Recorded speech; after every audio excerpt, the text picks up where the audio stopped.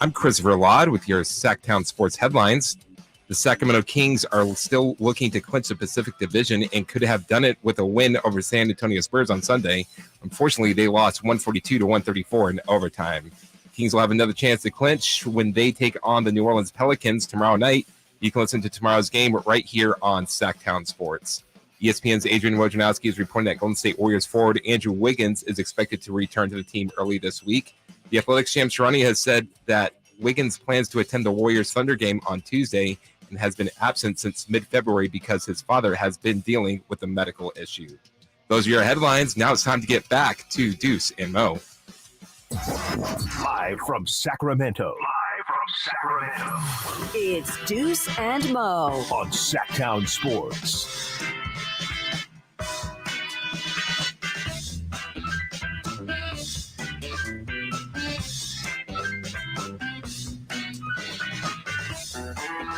I have to do that again. My mic was on. I was like, wait, why don't I hear it?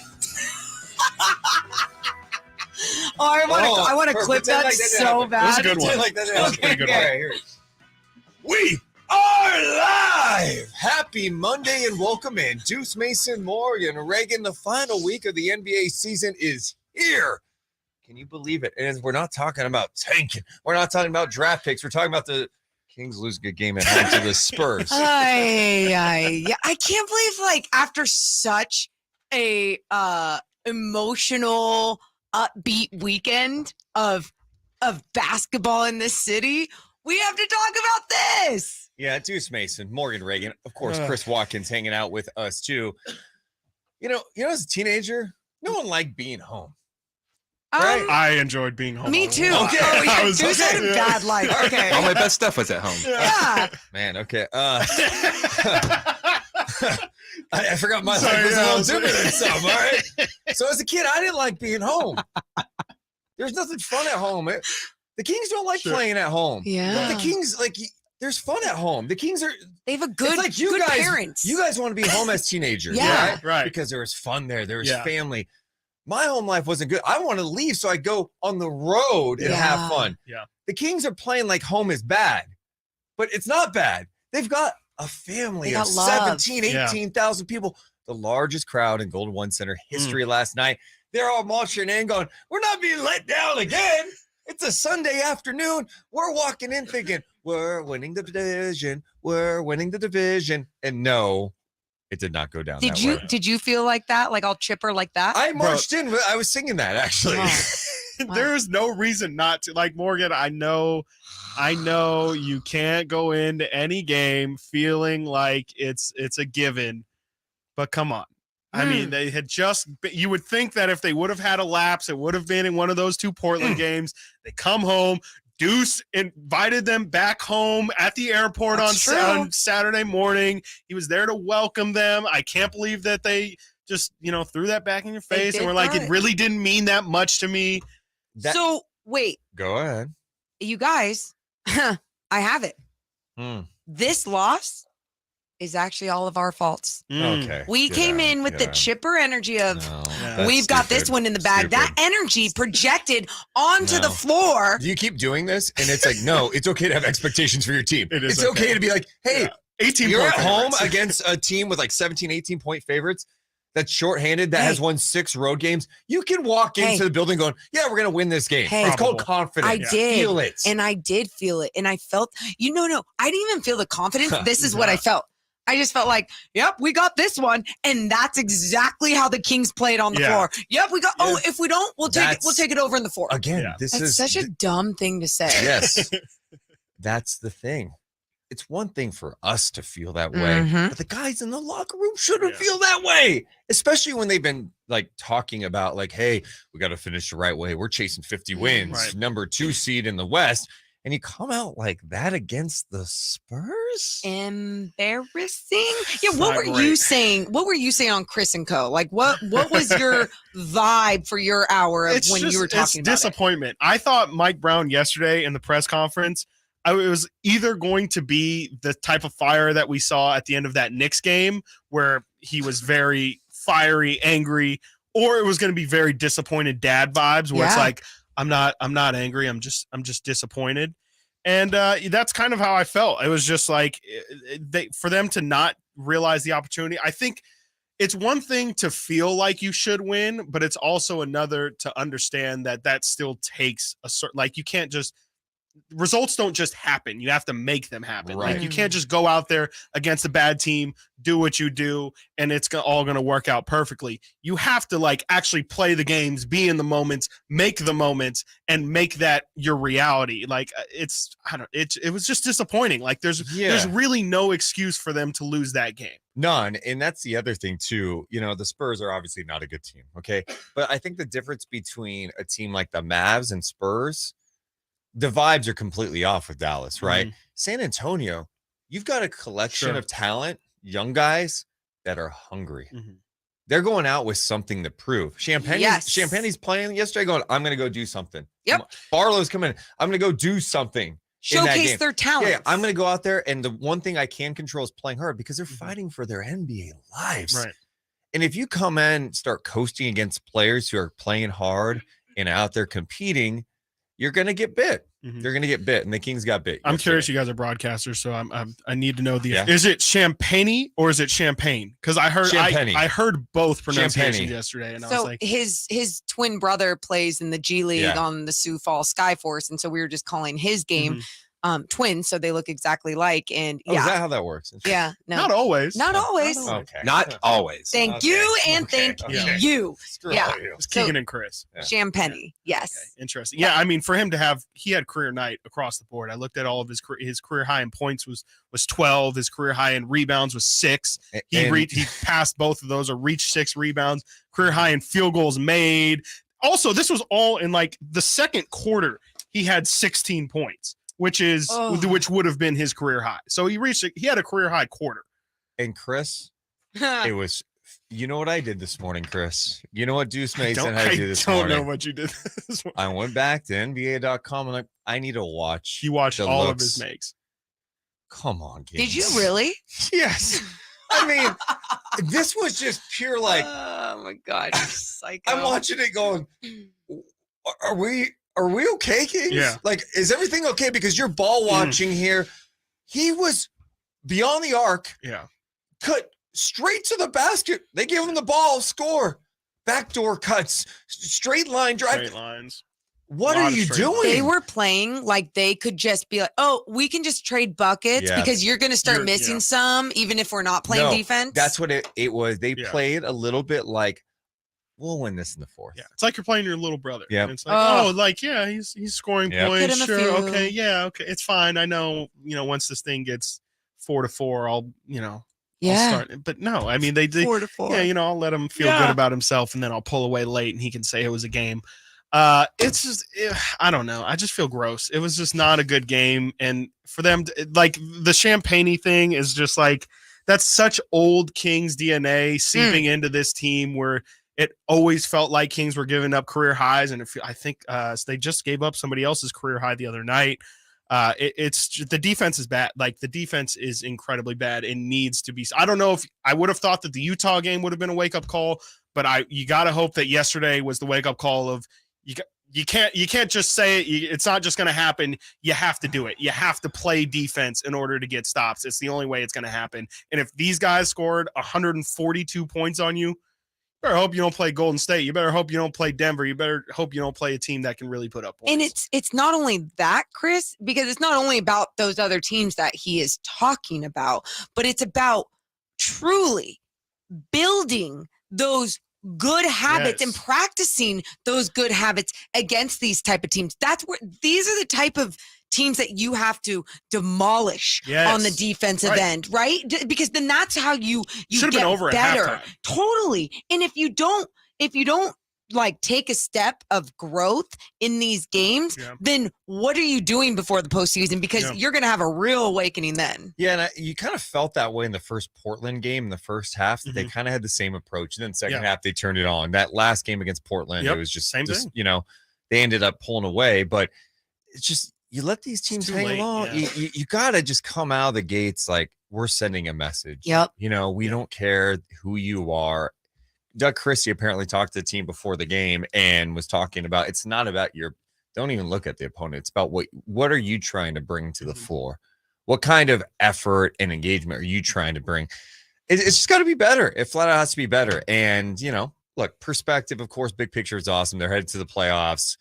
They're going to have home court advantage in the first round, but you're also trying to get out of the first round, right? You're trying to have some success. And these are the type of games that you have where you go, why do you have this mindset? Like, yeah, totally. It's one thing, like you see it throughout the years with championship teams, right? The Warriors, middle of the season, the Nuggets. Oh, yeah, we've made deep playoff runs. Maybe we're bored. You haven't done anything. Right. You made the playoffs, but you haven't accomplished anything yet. So I hope, like you said, it is a wake-up call for this team. Yeah, I completely agree with Morgan that it's just like, why? I don't understand why you have to lay down the foundations, like Morgan said. You have to lay down you can't just, in the postseason, you can't just flip a switch and be like, okay, we are going to lock in more than we did during the regular season. You have to know what that feels like. You have to know how much, energy that takes. And, if you can still play the same offense and how you can adjust. And, you asked pregame about the offense and defense, or specifically their defense from home and road.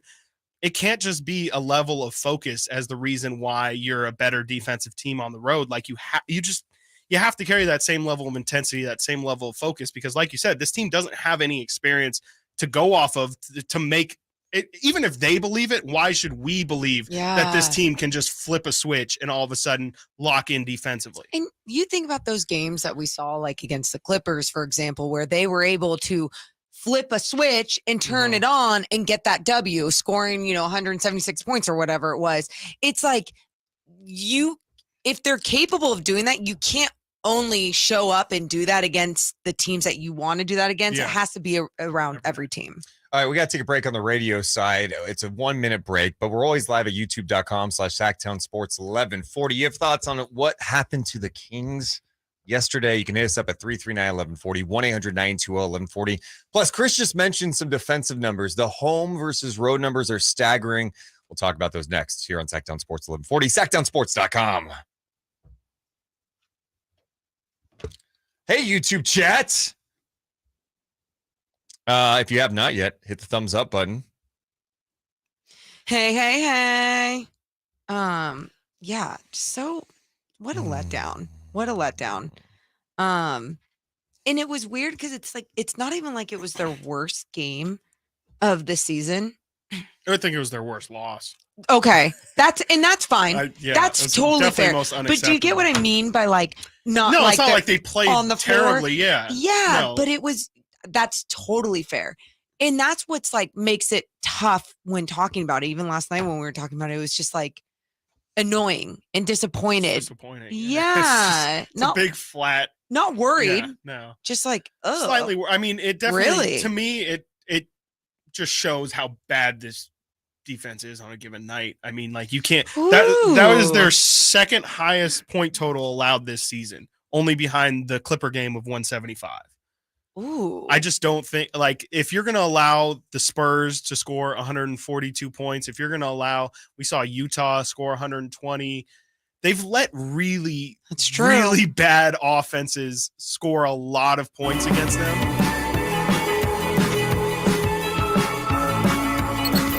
Deuce and Mo on Sac Town Sports. Oh, we were just reflecting during the break about the Kings loss to San Antonio 142-134. The regular season comes to an end next Sunday, and then it's time for playoff basketball. Sac Town Sports will have all of your coverage, of course, on air, online at sactownsports.com. I'm Deuce Mason, Morgan Reagan, alongside Chris Watkins. We were talking about, before the break, some of the home versus road numbers defensively. It's staggering. It's really bad. The Kings at home this year, by the way, they have a better road record than home record. They're 23-17 at home and 24-14 on the road. The road record's awesome. Yeah.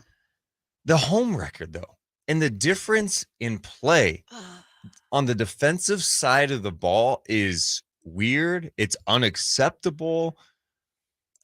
They are 9th in defensive rating on the road. And by the way, number 3 in offensive rating. So top 10 in both offense and defense in road games this year. That's a big sample size, too. It's not a few games. It's a large sample size. So they're number 9 in defensive rating on the road. At home, they're 29th. How do you explain that?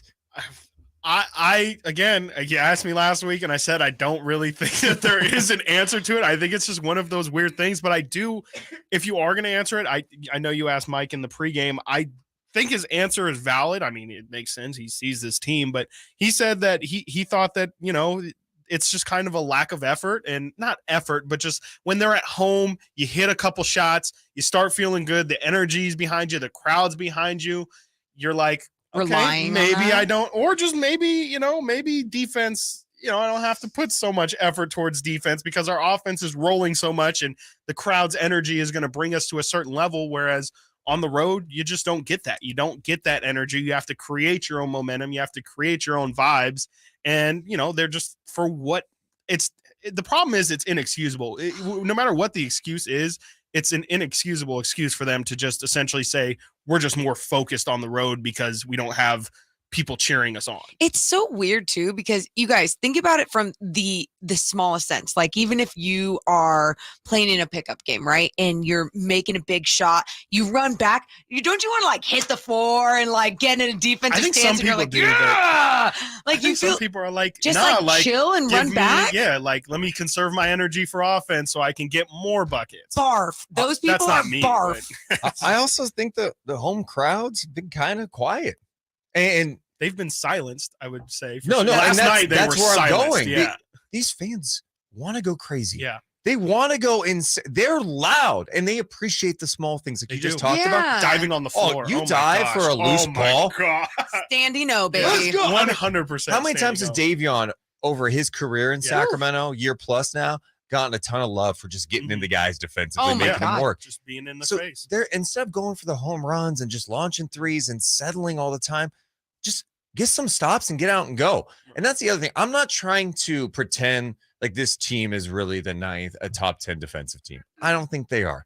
But I don't think they're 29th either. So there's got to be some middle ground. And if the Kings get stops, and if they're able to get out in transition, that's where they're really explosive. And all of a sudden, you do have a legitimate home court advantage. But right now, they're not giving the fans anything to get excited for when it comes to their play. That's what I was saying to Deuce the other day, too, was just talking about how, like, it's not even about the Kings not getting deflections, hands in the passing lane, steals.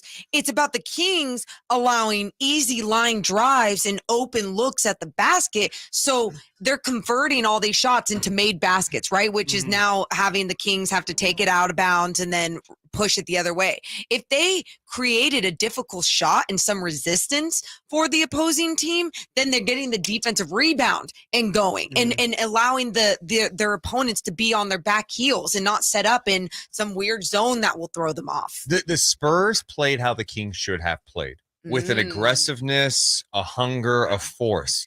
Trey Jones, man, he beat Davion. He was getting to he had a triple-double. He's that guy. Yeah. I mean, it was the extra effort. Champagny with the offensive rebounds, moving without the ball. Doug McDermott having a throwback game. Like, I'm not trying to take away from the Spurs, but they're clearly not as talented as the Kings. We all know this at this point.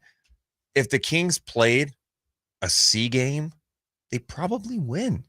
And it was still went to overtime with them playing as crappy as they did. I just even like their shot selection either. I mean, De'Aaron Fox, I don't know if this is the hamstring thing, right? Like, because I get mixed on it.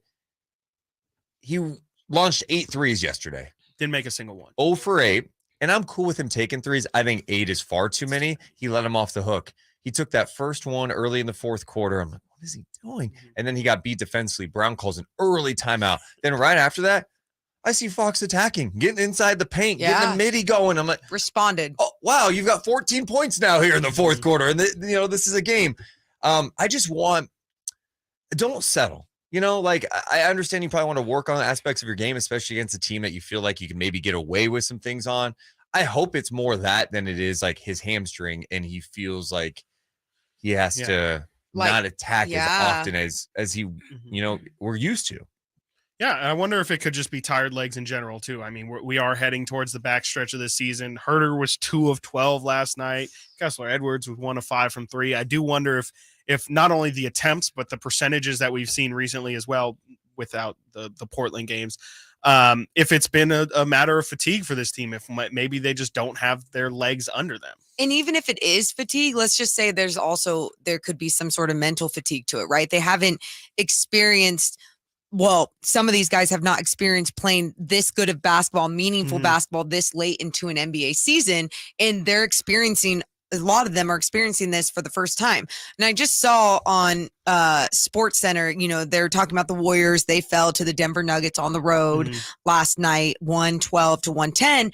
And Steve Kerr was talking about not only the road record being like 9-30, but also I saw a quote saying, we lost focus on both ends of the floor. And sometimes that goes to mental fatigue and physical fatigue, right? Right. And you have to push through mentally on a whole different level. That's going to happen in the postseason. And that's why it's important to practice it in games like this against the San Antonio Spurs. How can you translate that into a W instead of allowing this other team to really capitalize on your fatigue? Do you guys feel like there's any element of it's already clinched? What's their real, how do you get up for these games down the stretch when they kind of don't mean anything? A little. I think there's a little, but I don't think there's much. Yeah.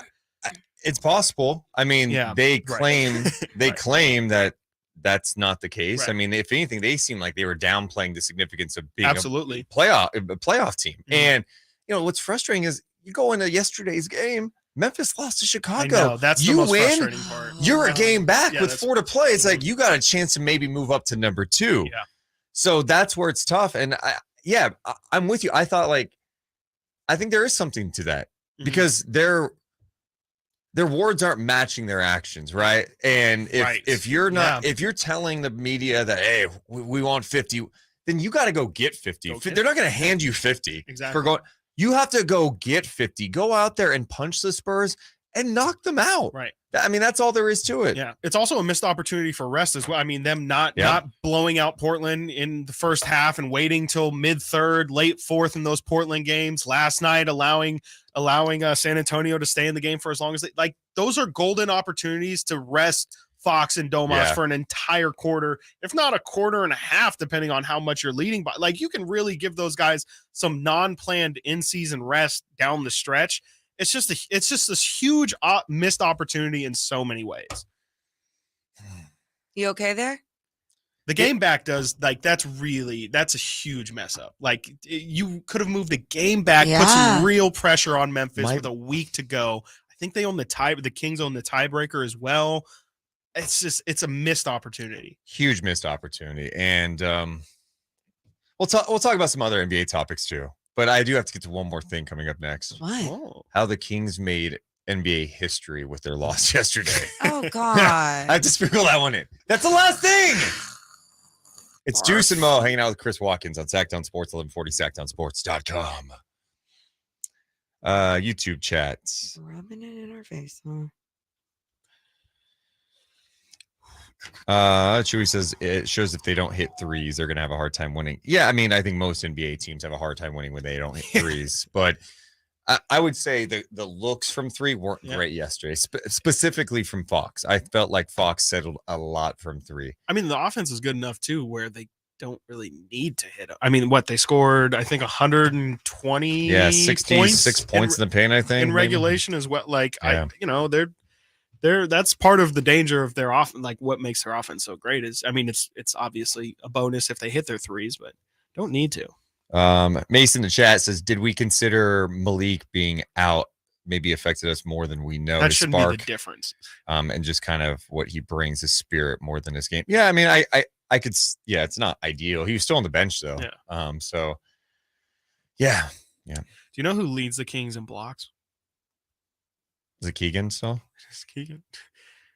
Well, that's the other thing. I mean, when with the perimeter defense, when it's you're allowing straight line drives, nobody's there to stop. They don't have the personnel to deal with it. Although Alex Lynn has had some I nice moments. I don't know if we're going to talk about it, but Alex, he's shown some things. Yeah.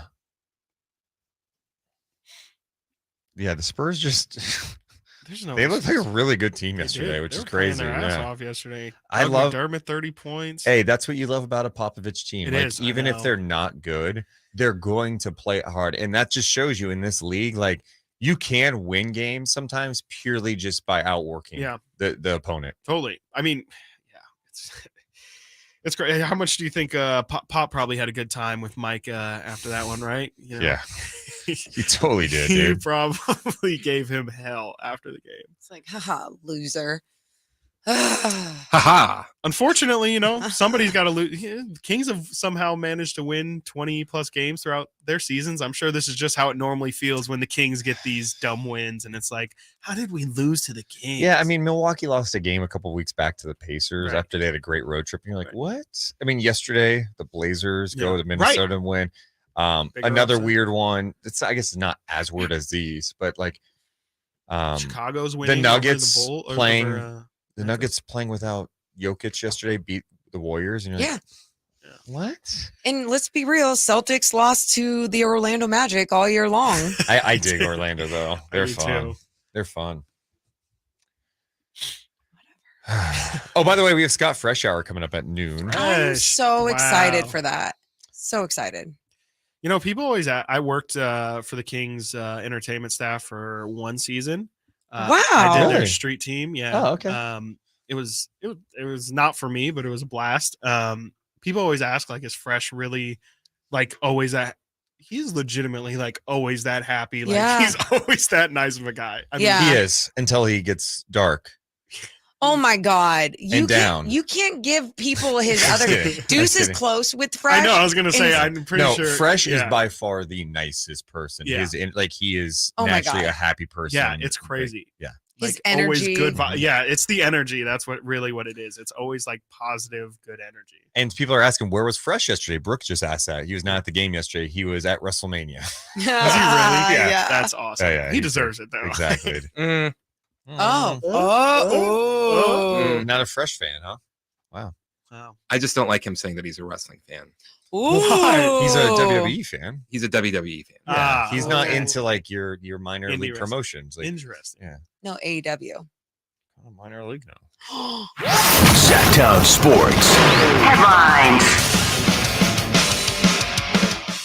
I'm Chris Verlod with your Sac Town Sports headlines. The Sacramento Kings are still looking to clinch the Pacific Division and could have done it with a win over the San Antonio Spurs on Sunday. Fortunately, they lost 142 to 134 in overtime. Kings will have another chance to clinch when they take on the New Orleans Pelicans tomorrow night. You can listen to tomorrow's game right here on Sac Town Sports. ESPN's Adrian Wojnarowski is reporting that Golden State Warriors forward Andrew Wiggins is expected to return to the team earlier this week. The Athletic's Shams Charania has said in his reporting that Wiggins plans to attend the Warriors Thunder game on Tuesday and has been absent since mid-February because his father has been dealing with a serious medical situation. Those are your headlines. Now back to Deuce and Mo.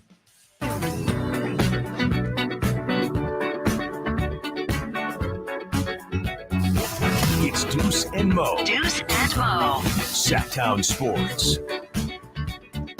Appreciate you guys hanging out with us. Deuce Mason, Morgan Reagan, alongside Chris Watkins. Also appreciate everyone in the YouTube chat, including Adrian, who's letting us know that he is watching us from the toilet right now. So appreciate him being here. Thank you. Wow. You can get us anywhere. You can. That's what's great. Yep. YouTube.com/Sactown Sports 1140. Sactown Sports app. You could take us into the bathroom with you. Yep. I do that a lot. Bring the phone What? in the bathroom? Yeah, for sure. No, but Well, yeah, what do I'm, you mean? Can I need Secret time. it's not a secret. Oh. I'm just gonna put it out there. But Real Deuce time. passes no, Mason. I need to get like a setup for my shower where I have like a Bluetooth in there because a lot of times I'll have like YouTube on my phone. I'll be standing in the shower with my phone in hand, and it's getting So you're wet. not afraid of? Yeah, I was like, It's you're not getting afraid wet, of, and then I dry it off. Wait, you just On dried your it off on wet your self? wet body? Yeah. It's just like finding a dry part. Why wouldn't you just dry it on a What? towel? I mean, you sometimes I do, weirdo? but I There's you know, one part on Deuce's body Thank you, that he dry. doesn't put Dry. water He on. just- but he's I don't such a- dry it. I mean, it's just you kind of get the water off. He's like a fish, like it just like all scaly on one No, part of his and then chest. I'll kind of I kind of put the phone up sometimes, but then I'm like, oh, let me respond to something in Discord. Like, what? To just take a shower, dude. You got to check out at some point. And like you're wasting water. Yeah, you're not checking out. Not wasting water at all. If you're sitting in water responding to people instead of washing yourself, then you're wasting water. Do you understand how that works? It's a business trip in there. With the rain that we've had this year. Stop. No, that's true. That's very true. No, in fact, they said now you can just leave the sink on. Just all Why day. don't you take a bath? Don't. Ew. Gross. To chill with my poop particles? No, I'm not doing that. Chill with them? Wait, what? No, it's You're gross. No.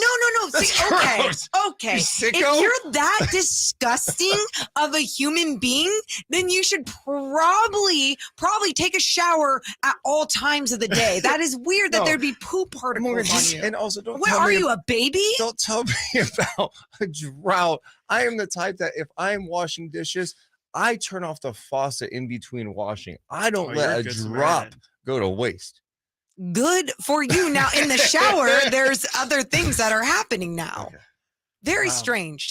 And here's the other thing. Oh my gosh. It's 2023. You can get one of those things that like set up on the wall. That's and what you I was thinking. I was like, they have things that you can like stick onto your shower wall, and then you can put your phone in there and then seal it. And It's then, and then I waterproof. hold a keyboard that connects to it so I could type. Or Yeah, what? and so you Can I can Just don't respond. Like it's what 10, 15 dude. minutes. How long are your showers? That's good. I mean, with 15? you also like, do you How long would they to be? watch? How long are They your can't be like showers? just odd. Like you can't just I bust hook out it a- to some Bluetooth and just listen. Sometimes it'll be 20. That's not great. How No, long would your when you shower start be if pruning you up and- didn't have your phone and you weren't doing all these things? 3 minutes? I don't know. Dude, No. I take 5-minute showers. Okay, 5 minutes. there's some people, and you know what? You can do your thing. Some all right? shower You do your etiquette, breathing Yes. exercises and all that, and that's cool. My time in the shower It's is wasting valuable. water. It's Got how it. I think too. Yeah, for sure. Oh, I get that for sure. Sometimes when you're in the shower, especially, you're just like You're you're just supposed in a different world. but you're supposed to be disconnected from your phone yeah, I in mean a different world. that's like he's. This is you that's don't not- disconnect, dude. I understand. Listen, like I hook my phone up to Bluetooth speaker and I'll play it while I'm in the Music? shower. No, I'm usually podcasts. Podcast? Or, Okay. it could be a YouTube. So you're not video. disconnecting. You're listening to podcasts. That's man. where I'm Sports- kind of, but like the viewing and like the active replying is kind of like that's like another. That's Thank you. definitely another level. Your brain doesn't chill. Yeah, I don't like- have time. I have to do these things. I don't have time to do them at any other point. Or you could just like not respond for a second. Okay. But I mean, Let me just get back to how the Kings Oh, yeah. whatever for was sure. on. made history in Mhm. their loss last night. yeah. So you saw the Blazers pulled off the largest NBA upset in 30 years on Sunday by knocking off Minnesota because they were 19.5-point underdogs in that game. Wow. Well, the Kings also were huge favorites in their game against the Spurs. What was the peak of it? Because I saw I saw it at 18. you saw it at one point. 18. Yeah. Well, Sunday was the first time that two of the underdogs won outright, according to ESPN. So it was the 91st time since the 1990-91 that there were multiple 15-point underdogs in a day. And Sunday was the first time two of the underdogs won outright, that flat out won the game. Imagine if you would have had that. I mean, there's no way anybody had both of them on like a parlay or something. Like that would be because there's sometimes where it's like, especially when it's an 18-point favorite, the money line will just be off the board. Like, Yeah. you just can't bet the straight up. And I definitely feel like in that kind of situation where 18-point favorites and a 19.5-point favorite, like I don't even know if that might be off the board. Like I don't even know if Yeah. they'll give you a payout on that. Right. What's the parlay? What is a parlay? I got my you. Parlay is putting two bets. So like instead of an individual where it's like, I just think this will happen, Yeah. you're doubling down and you're saying not only will this happen, but this will also happen. And it like they merged. I don't know if they merged the odds, but it creates like a new, better payout for you. Oh, so Yeah. if someone did bet on both those games, like Yes. I'm taking the Spurs and I'm taking the Blazers. Blazers, yeah. Like they could have you would won. have been like it already would have been massive with the one, but yeah, if you would have doubled down on it, it would have been. I honestly like I don't even know millions. it probably would have been tens of thousands for sure. Whoa. Like I it think would've- I saw $100 bet got you $12,000. This Yeah. is when Wow. Morgan goes, what? Yeah. And she's Betting, She's huh? like, I'm going to go to Tahoe right Yeah, now. right. Start betting. She loses everything. Oh my god, I That'd would be great. never. don't bet. Oh, I do not bet, kids. Okay, do not. It's such a bad idea. Don't bet if you're bad at it. No, don't bet. Period. So you wouldn't bet if you were good at it. I mean, yeah, I probably How would, is- but nobody is good at Thank betting. you. There are people who think they're good at betting. Thank you. You And also that's- never see, like, you always see, like, oh yeah, this person won $100,000 betting this obscure 3 first person to score parlay, and then it's like, but you don't see the 13 other bets where they lost Thank you. $100,000 or whatever. That's just, I would never bet on any type of sporting game, and I would no, I have before done the what is it, roulette? yeah. Like I've done roulette and stuff. And remember the $100 bill story that I lost the $100 bill like that? Like that is why betting is just so dumb to me. You can't blame betting on roulette. Play a better game. I think I don't bet. Like I last year at a bachelor party, we were at a casino and there was like a college tournaments going on. Yeah. And I was like, I have no idea who these teams are.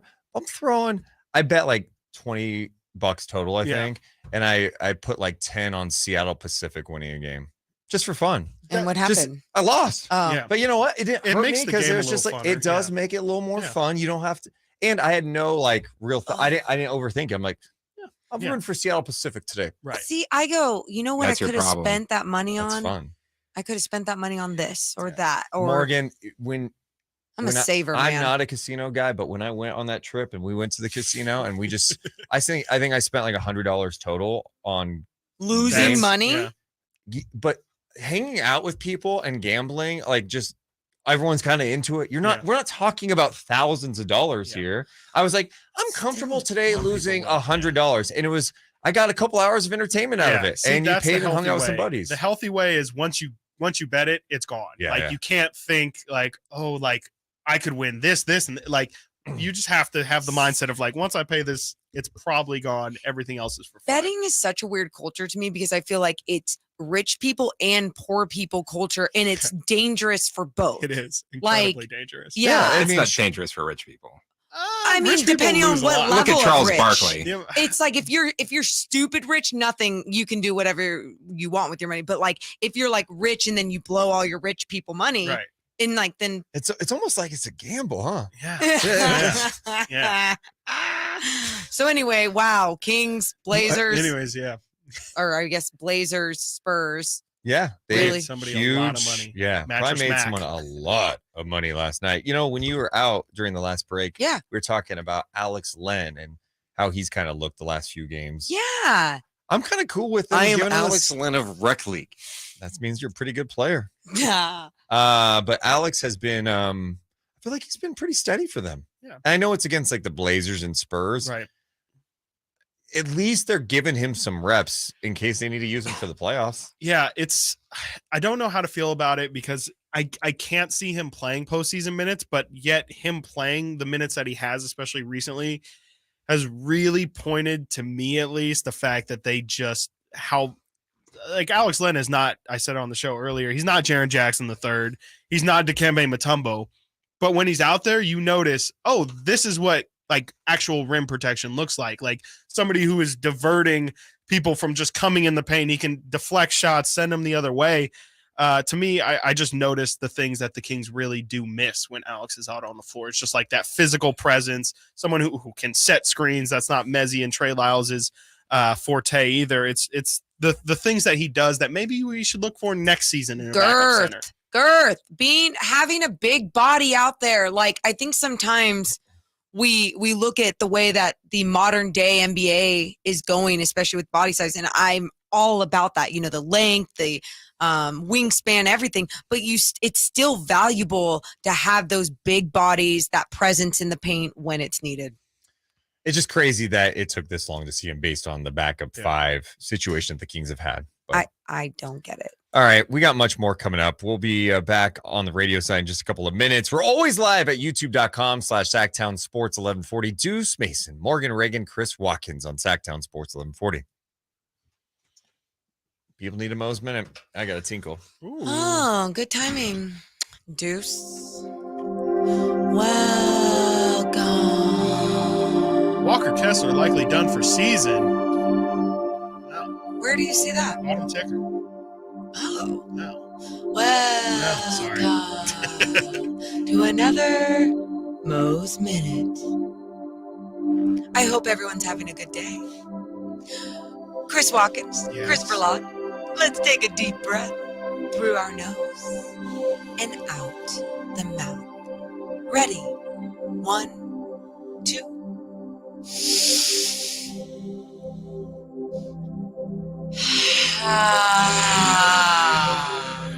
Let's do what our girl Ariel taught us last week.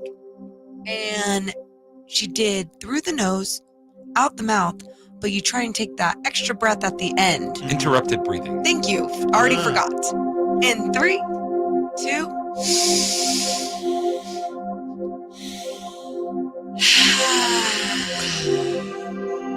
Oh my God, that feels good. Yeah.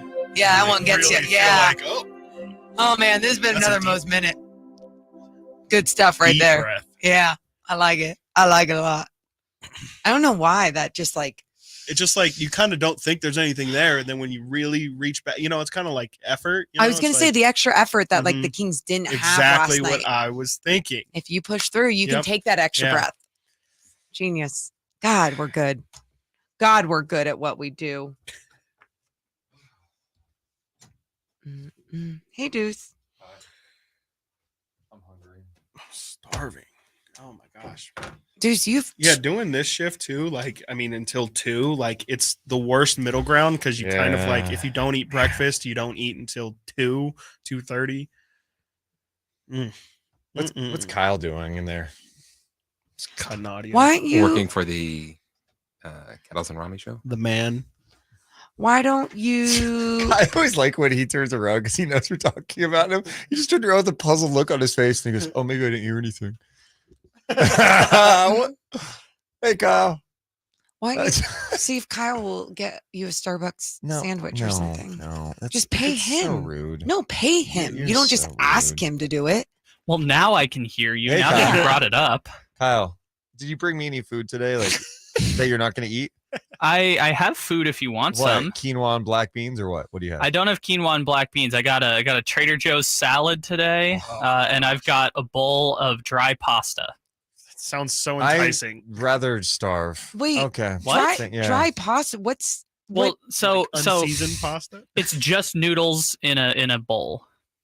why? With butter So- or anything? Nope, Spaghetti nothing. or You're just- yeah, it's bow spaghetti. ties? Wait, the you're reason- just going to so eat it? So the reason I do that is because I'm gonna be here until like 8, 9, 10 o'clock tonight. So that's my dinner, and I'm not gonna add anything Why to are it you that's going to be gonna here be that bad. late?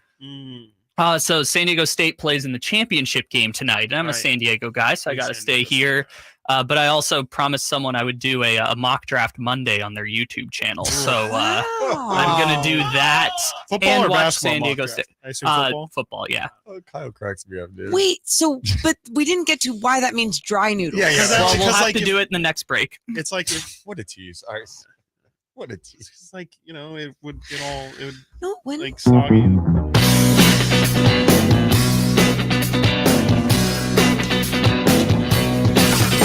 Live and local. It's Deuce and Mo. Watch the show now on youtube.com/Sactown Sports 1140 or listen for free on the Sac Town Sports app. yeah, Deuce Mason, Morgan Reagan, Chris Watkins hanging out. Sometimes people say and do things that you're like, "Wait, what? Yeah, Kyle, who works behind the scenes here, he's going to be here all day. He's telling us what he brought in to eat. And you had a nice like Trader Joe's salad. And he goes, and some dry pasta, like just dry pasta. He's just going to eat dry pasta. I'm about to go to Costco after the show and just buy him some tomato sauce. Like, I can't have this where he's just eating. What? You're down bad if you're eating dry pasta. that's pretty. I mean, No butter on it. No, just dry. Yeah, that's just like try as- you growing Just up dry. eating dry cereal with no milk. Yeah, because In a bowl, though, not like a cute, like in a snack, like Yeah. in a baggie. It's Yeah. like in a bowl. Yeah, That's weird. Yeah, very weird. It's not great. When you don't have milk, you got to do what you got Gotta to do do. something. At least not. I hate hate people. dry cereal. People like put water because they don't have Oh. milk. Yeah, that's disgusting. No, I'm putting it in a baggie and I'm like snacking Yeah, on it. for You know, sure. I'm not putting it in a Yeah. bowl and eating out a spoon dry. But then it takes away the ritual What ritual? You guys cereal of eating first, milk cereal in a first. bowl. Cereal first, milk first. cereal first. Come on now. Yeah, I don't know that matters, but I go cereal first. I mean, why would it matter? Because otherwise you're a cereal killer. It depends on what the cereal is. By the way, no NBA games tonight. I know. No NBA games tonight because we got the national championship. San Diego State taking on UConn. Who would have thought? By the way, some NBA news to talk about too. Andrew Wiggins rejoining the Warriors. That's a big deal. That's huge. Oh, and by the way, Dallas may be shutting down Luka and Kyrie for the rest of the season because they want to hold on to that draft pick. Otherwise, it can go to the New York Knicks. This is weird. It's very weird. I cannot believe this season for them. And I mean, it's the NBA. This stuff happens. We've seen weirder things. But for people to still, this is what bothers me the most, you guys. Yeah, let's whisper it though. For no reason. Yeah, okay, just listen up here. The fact that Luka Doncic is still in that like top 10 MVP and his team is where they are, I think it's a little ridiculous that the narrative around him, no matter what he does or what his team does, it's like, wow, but he's phenomenal. He can be a generational player without having an MVP season. He can. You got sausage arms and cankles. Yeah, it is pretty insane that somebody who, they're in the 11 seed right now. Like that shouldn't even be in the conversation, regardless of unless you're averaging 50 and 20, right. like which I don't feel like it's even much of a conversation. He's not going to win. I mean, no. yeah, he's not in the It's not much of a conversation anymore. But my point is, even when when things were even starting to look like people were still like, oh man, but Luka's still special. He said he can be special without being in that conversation this year. And I just think sometimes the NBA, national media, people just catch on to something and then they just want to keep going. Oh, for sure. Yeah, definitely. The Mavs are crap. They're crap. Yeah. And I mean, a lot has to do with them breaking down everything, trying to make themselves better. And yeah, it's just not working this season. Mm-mm. How about the women's national championship yesterday? LSU, the champs. Yeah. They beat Iowa 102-85. And what a weekend it was for women's college basketball. Record-setting ratings this week. The two semifinal games averaged 4.5 million viewers, up 66% from last season. And that matchup between South Carolina, who didn't lose a game for how long? A long-ass time, against Iowa, drew 5.5 million people. I know the conversation today is like different because social media, where it's like, why is Angel Reese doing the "you can't see me"? That's so disrespectful. Who would have thought that John Cena's "You Can't See Me" would be this impactful all these years later, by the way. Also, why do we care so much about a little back and forth smack talk? Caitlin Clark does the same thing. She did it. Why is it that big of a deal? People aren't used to That was different. Oh, okay. That was different. And that. But people aren't used to seeing young women be hoopers, be competitive, be crap talkers, smack talkers, whatever. I just can't cuss on here. But you know, Right. you know what I mean? And it's like people, whatever fits their norm is what people want to see. I mean, think about how many years you guys before this year, like even women on radio and like people like, I really don't like, I mean, people still say it. I really don't like a woman's voice breaking down my sports. Like whatever people aren't used to and they don't like, it's weird to them. That's when that narrative gets pushed out there. It is dope. I loved it. I loved every moment about it. Angel Reese, Hooper, Caitlin Clark, Hooper. I love the smack talk. Keep the competitiveness going. Yeah, no, it was a great. The tournament, the women's tournament has been spectacular the entire tournament long. I mean, I watched a good handful of games. Stanford losing to Ole Miss was a great game as well. Iowa's run to the national championship game has been incredibly exciting. Just to see Caitlin do what she's done all tournament long has been incredible.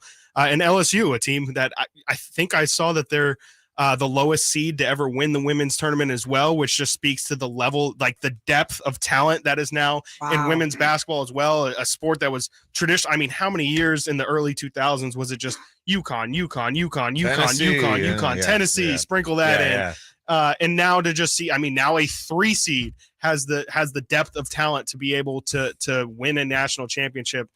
Great things. Yeah, I was thinking about why the women's game, college game, seems it's way more exciting, it feels. And I think part of it is like the connection. these players are there for a few years. Right. Like, it's what we used to love about the men's game, right? Yes, it's everything we used to love about the men's game. You'd be Right. like, oh, this rivalry, this Stories matchup. build year after year. There's no one and done in women's college basketball. They have to be 22 years old and graduate before they go to the WNBA. And the other thing that makes it crazy competitive, you only have 12 WNBA teams and 12 roster spots. Yep. It's not like you got 30 WNBA teams like in the NBA with 15 roster spots plus now 3 two-way deals. Like it's far more competitive. Yeah. And the fact that like Caitlin Clark and Angel Reese, they're not coming out of the draft this year. No. They are back next year. Yep. And I think it adds I'm more excited to watch it next year too. Hell yeah. It's just been a lot of fun to watch. I don't like the conversation today because it's just like people jumping on Angel Reese. And it's very uncomfortable. Yeah. Oh, yeah. It's absolutely. Because then people want to say, like, you just got to win with class. Oh, but when Caitlin Clark is doing it, it's winning with class. Like, let's rethink your thinking and circle back in and think about what you're saying. Yep. And don't do that. Just appreciate it. Just say one thing about the Angel Reese thing. Please. Because I do feel like there was a little bit of like, she might have gone over the line. She like kind of did stalk her down to like get in her face and do the "you can't see me." I don't have really like, I'm not going to go on a first take rant. I thought everything else was totally, I thought the ring was dope. Love it. I thought the snapshot was great. The picture was super cool. I just was like, she kind of did like hunt her down and get in her. I was just thinking as somebody who, if that were to happen to me, if someone were to in a national championship game, seek me out, walk up to me and go like this in my face, I would probably be like, that's pretty unchill. Show it with your game next year. I mean, speak through your game next year. And here's the other thing. Angel Reese, straight up hooper. Pat Beverly does it. He has to rely on doing antics where Angel Reese can speak with her game and with her crap talking. 100%. And that's what, and Caitlin Clark, same thing. That's why she could do that all season long too. And that's why I just love that we're seeing people, women especially, be their true selves in their sport. And people are going to crap on you no matter what you do in life. Just be you. You also have to remember that Chris is a world-class Caitlin Clark stan. The other thing it's bringing up Caitlin Clark for a second. It was pretty funny that she's like, "Oh, I didn't see lies, Angel Reese." Lies, bro. You definitely saw Angel Reese. She could not see her. That's true.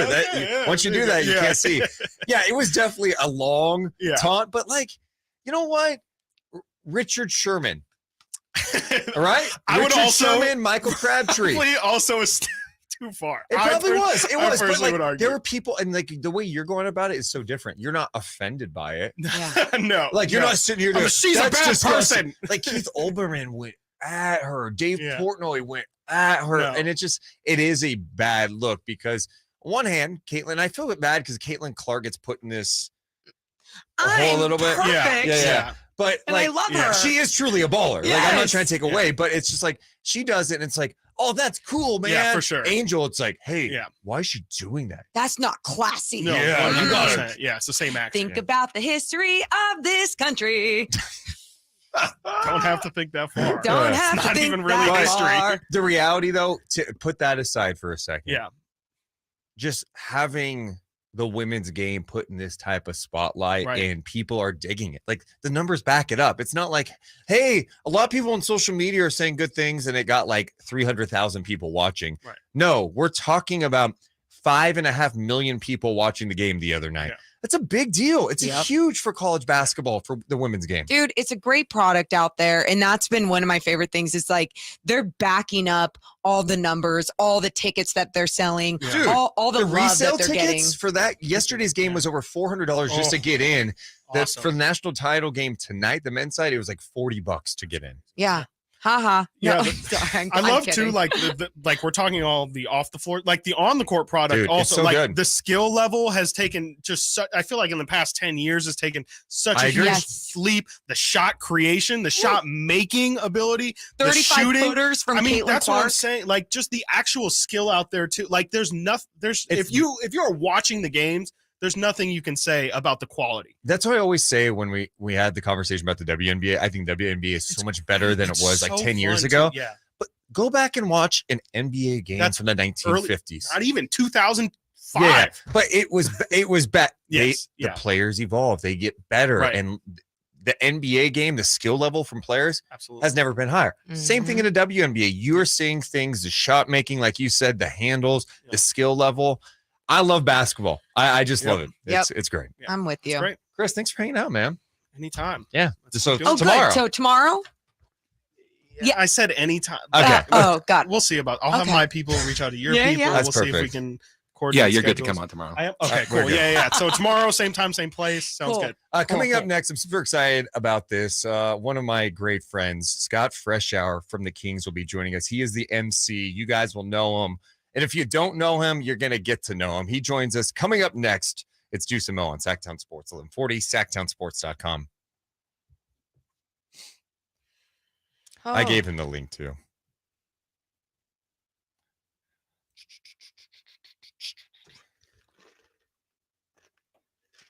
Would you have gone to WrestleMania? If I was off? Yeah. Yeah, probably. Okay. But then, it's close enough. It's LA. It's not that far. The 2-night thing, I don't love. That's what I would have a problem with. But the crowds were into it both nights. It was That second night though. Oh, what do you mean? it was like just didn't hold up compared to the night before. I didn't see a lot of the second night. The bad thing was after Finn Balor. I don't even know how he finished that. He had just like a 20-inch gash in his I head. heard about that. But it was probably Shane McMahon tearing his quad, just like his dad. Dude, he came out with the Miz, went against the ropes, and he just falls to the ground. Like he tore his quad. Snoop Dogg had to improvise and had a match with the Miz, like a match, and did like the people's elbow on him and won. And like Triple H afterwards was giving Snoop Dogg love for like, hey, just being ready. You're an entertainer. Like from what I understand, what I heard, that was the ending of the match. Like something was going to happen to Shane. Where Snoop Dogg goes in and did that, and they basically just took out all the Shane's part. Oh man! Wow. But okay, now I've got a question for you. How many quad tears is that for the McMahon family? And I include Triple H in the McMahon family. So that's 3, right? Or is there more? Oh yeah. Huh. Well, Vince's is the all-time. Like I can't believe he tore both. He tore both. Yeah. He tore both of his quads getting into the ring. Okay, Like, so that's he came 2. in and then he dropped to his knee. I remember seeing that video. Barf. Okay, so what's your guess? 5. 6. 5? 7. 7. How? Vince McMahon tore both his quads twice. Dude, That makes. and Vince Oh. McMahon looks creepier than And ever. the with his last time he did it was a mustache. couple years ago when he was lifting weights. Jesus, he seen Derek Rose's surgeon? Good one, Kyle. Thank you. I'll be here all week. No, you won't. All right. Brooke in the chat says, can we talk about how Deuce looks exactly like the Miz? Chris was sending me a text about like I'm very Miz like. Yeah. I said, I can't believe that you guys are two different people. Yeah. You guys, I mean, you act the same. I'm more talented. When I did interview, I think I told you this. When it was years ago when WWE was coming, they were doing WrestleMania at Levi Stadium, and they did a house show and they had like all these interviews. So like I interviewed Roman Reigns Back when everyone hated Roman Reigns. Yeah. Actually, And then I interviewed them. I was so intimidated by the Miz. Why? He's got a huge personality. It was the Roman, not intimidated at all. And Roman was like, you're kind of smaller than I thought. Like from a height perspective. Shorter, yeah. He's got like those 6-inch boots that he wears. Yeah. Does he really? Look at his boots. They're like huge. Okay. Actually, no, he wears more of like a wrestling shoe now. Ooh. Or like that probably boxing, covers up the platform of it. You can really trip bad and hurt an ankle with the platform. Just to let you know. The best part about last night were all the memes that people were making of Shane tearing his quad. I didn't even, dude, I was not locked in. I was just locked into basketball. Rhea Ripley, Charlotte. Hello. That was awesome. I think my body is like cramping because I didn't drink enough water today and I don't have any water on me. Wish I could. Oh, can I actually? Wish I could share. Please, I'm so thirsty. My body is I cramping. know. I need this. Thank you, sir. Can I open the? Are you kidding me? Okay. Stop being ridiculous, dude. Stop it. Don't. You're so stupid. You're so stupid. You're so dramatic. I didn't make out with the top, okay? Sac Town Sports. Headlines. I'm Christopher Laud with your Sac Town Sports headlines. The Sacramento Kings are still looking to clinch the Pacific Division and could have done it with a win over the San Antonio Spurs on Sunday. Unfortunately, they lost 142 to 134 in overtime. Kings will have another chance to clinch the Pacific when they take on the New Orleans Pelicans tomorrow. You can listen to the game right here on Sac Town Sports. ESPN's Adrian Wojnarowski is reporting that Golden State Warriors forward Andrew Wiggins is expected to return to the team early this week. The Athletics' Shams Charania has said in his reporting that Wiggins plans to attend the Warriors Thunder game on Tuesday and has been absent since mid-February because his father has been dealing with a serious medical condition. Those are your headlines. Now back to Deuce and Mo with our guest, Scott Freshour.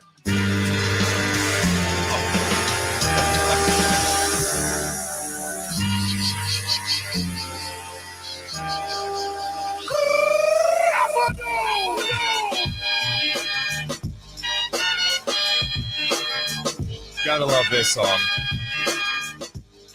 Deuce Mason, Morgan Reagan, John Cena, man. So talented. I like John Cena now. Took me a What while. do you mean now? He's fun to make fun of, but he's also really good at what he's good at what he does. He is really good at what he does. We are super excited to be joined by a great friend of mine. Morgan, is he a good friend of yours? Or? Yeah, why? You keep calling him your friend, but he's my friend too. I'm probably closer with him. It's not a big deal. That's He is the longtime MC of the Sacramento. He's a multi-time all-star, one of the best people on the planet. He joins us live. It's the one and only Scott Freshour. Oh, what an honor. It is so great to be with you guys this morning or this afternoon, whichever you prefer. Yeah, you don't know what day it is or time it is because you've been at WrestleMania the last 2 days. Yeah. I mean, somebody tweeted yesterday that I'm on load management, which is probably more accurate. I'm resting up for the big playoffs. But yes, I am down here at WrestleMania, living the dream. We're definitely going to talk about that, but we want to bring you on for a couple of reasons. One, you are awesome at what you do. Amazing. So are you guys. Okay. This is not about us right now. Shut your mouth. This is about you. Do not interrupt with it. It's you. I'm so happy for you because this team is winning. But the one thing that I just think you're so good at getting people, one, your attitude is super great and positive. People love you. But the way you can get a crowd into a game, especially during some of the lean years, what has this season been like for you as a longtime Kings fan and now the longtime MC to feel that environment, especially with a winning team? It's sweeter than words can describe, my friend. I mean, this is already the most fun job in the world, right? It's been fun even throughout those tough years, but now that we are winning, I can't even describe it. I've been going through a tough few years personally, and so for me, this has just been a renaissance on all levels of it's just so fun. It has been just exactly what my soul needed, and it's just electric, man. It feels like WrestleMania at those games. Fresh, you talk about the last few years. I want you to elaborate on as much as you feel comfortable with and want to share with everyone. But because I know obviously not only everything that's been going on, but you talk about why these moments and why this year of Kings basketball is so special. So if you want to share, I would love that. Yeah, it's not something I've really talked about too publicly, but I lost my mom last season, and it was about as traumatizing and as traumatic as one can experience losing a family member. She was my mom had fought cancer for about 6 months. It kind of came out of nowhere, and I was lucky enough to kind of be with her every single day. The Kings kind of gave me the opportunity to, hey, if you need to go to, the doctor's appointment, go be there. And I took advantage of that. And I spent every day with her.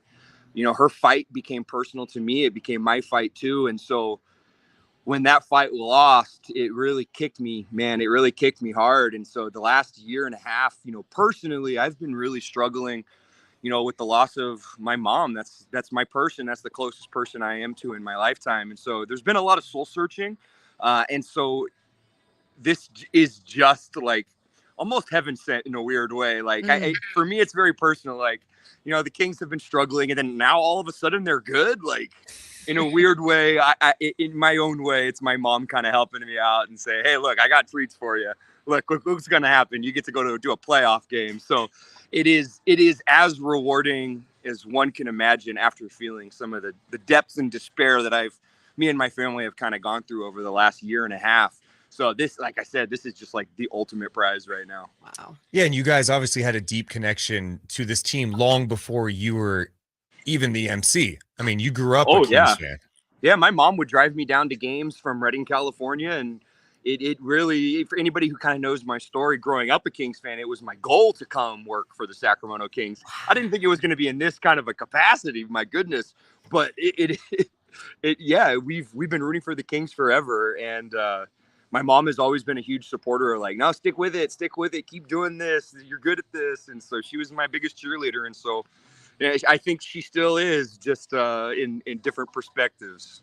Gosh, Fresh, it is so cool whenever you do get to hear a Kings fan that has been a fan all their life, and then they kind of get to live out their dream of having a different type of connection, whether it's working for the team in some capacity or whatever it might be.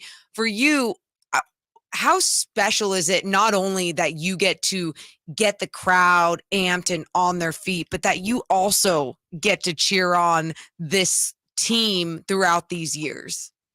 It is so special. I don't think there's any way to not have fun doing that, standing on the court, pretending to be a pro wrestler, hyping up the crowd, and them accepting me is probably one of the most beautiful parts, because that could easily have just been rejected. You know what I mean? Like, Kings fans have really shown me a lot of support, and I think that's because, I hope you could tell I put my heart and soul into it. I mean, at the end of these games, I am drained for about 36 hours because I'm literally laying it all out there, and so the fact that it's rewarded with a win and a playoff berth and potentially these big playoff games, well, not potentially, they're happening. Dude, it still feels like a dream. It's just like a dream. It's fun. And even during the lean years, this crowd, this fan base is still insane. Yeah. The They've always loyalty been that here. they have. Yeah. What do you think makes Kings fans different? There is something different in Sacramento. I've been really lucky to go to those other teams and, be at other basketball venues and events. There's nothing like what's happening in Sacramento. It's maybe it feels more personal. I think maybe fans have, through some of those crazier years, like, things almost got taken away from us. So I think for Kings fans, this is all very personal. This is intimate. This is a different kind of relationship than, say, the Memphis Grizzlies have with their fans. Like, there's just this bond in Sacramento. And we're not Los Angeles, and we're not some of these shinier markets. And so there's just this authenticity, this passion. There's nothing like it for teams to have those lean years and these fans show up religiously. Yeah. I mean, for everybody, this has just got to feel so personally rewarding. It's just a special time, man. It just feels like beautiful karma. I always say that, like, life, I'm a very Zen person, as Deuce and Mo might know.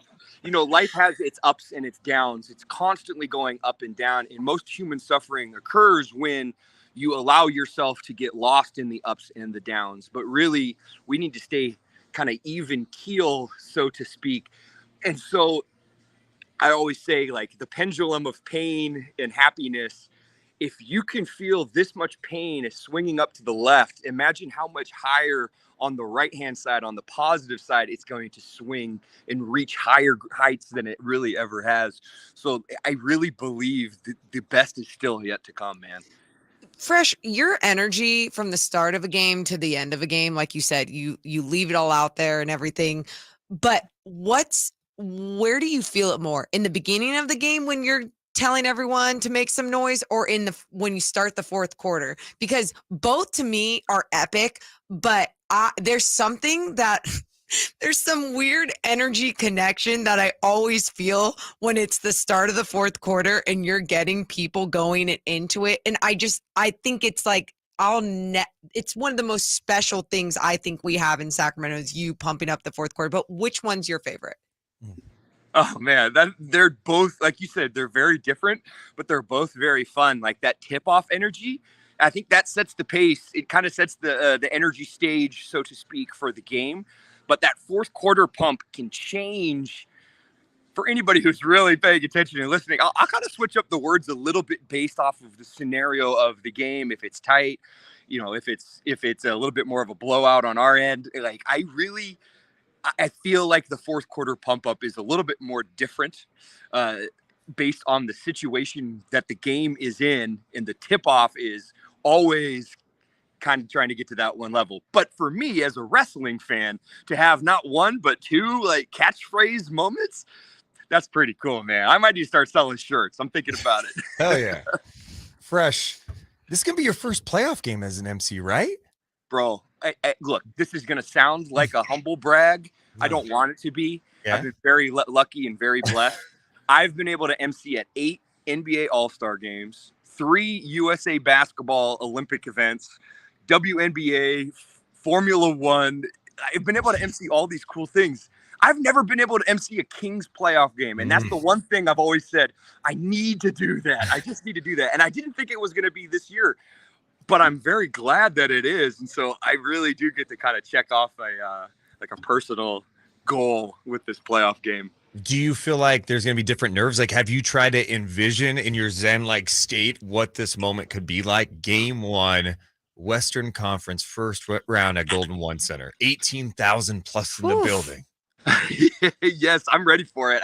I'm not nervous. I'm incredibly excited for it. I have done, as you might say, Deuce, my Zen, I would actually be practicing my visualization techniques right there. And yes, Deuce, I have thought about what I'm going to say. Instead of saying, welcome to Golden One Center, who's ready for some Kings basketball, I'm going to say something like, welcome to the NBA playoffs. Oh! Who's ready for some Kings basketball? I am. Let's go. Let's go. And I'm in an outside mall right now, so people around me are looking at me. But you know what? I don't care. Light the beam, baby. Yeah. I love it, Fresh. You were also at WrestleMania the last two days. That's right. What was the experience like? Was it too much wrestling? Was it perfect? What was your experience? It's perfect. I went to the WrestleMania at Santa Clara, just like you guys. Yeah. And to me, that was still one of the best weekends I've ever experienced. And so when this opportunity arose, I took it. And it's living up to the experience at Santa Clara. I mean, yes, I get to go to the beach during the day and then wrestling at night. So it's like the perfect vacation. But dude, night one's energy, absolutely electric. It's been perfect. It's been so much fun. No, I have not gotten tired of the wrestling. And I might be one of the few people that stood with the bloodline last night. I threw up my one, and I acknowledged the tribal chief. You know, it's been a lot of fun. And I'm going to Monday Night Raw tonight. So. Dude, I was going to ask, is that at Crypto tonight? It's out. Yes, it's at crypto.com arena. Dude. Raw is War live in Los Angeles. Hell yes. And you know what? I'm with you. No one wants to see all those marks who want to see Cody win. Yeah. Why does he deserve it? Mr. Captain America. I need Cody as a heel if I'm going to buy into him. Roman Reigns is the head of the table. He's the tribal chief, and we acknowledge him on this program. And I want to thank you for acknowledging him on this program. I know that he would be very honored. That's so stupid. Also, someone in the chat said, love Fresh, but the Dodger has to go. Yeah, what are you wearing? Why? I'm trying to blend in, man. I'm not trying to.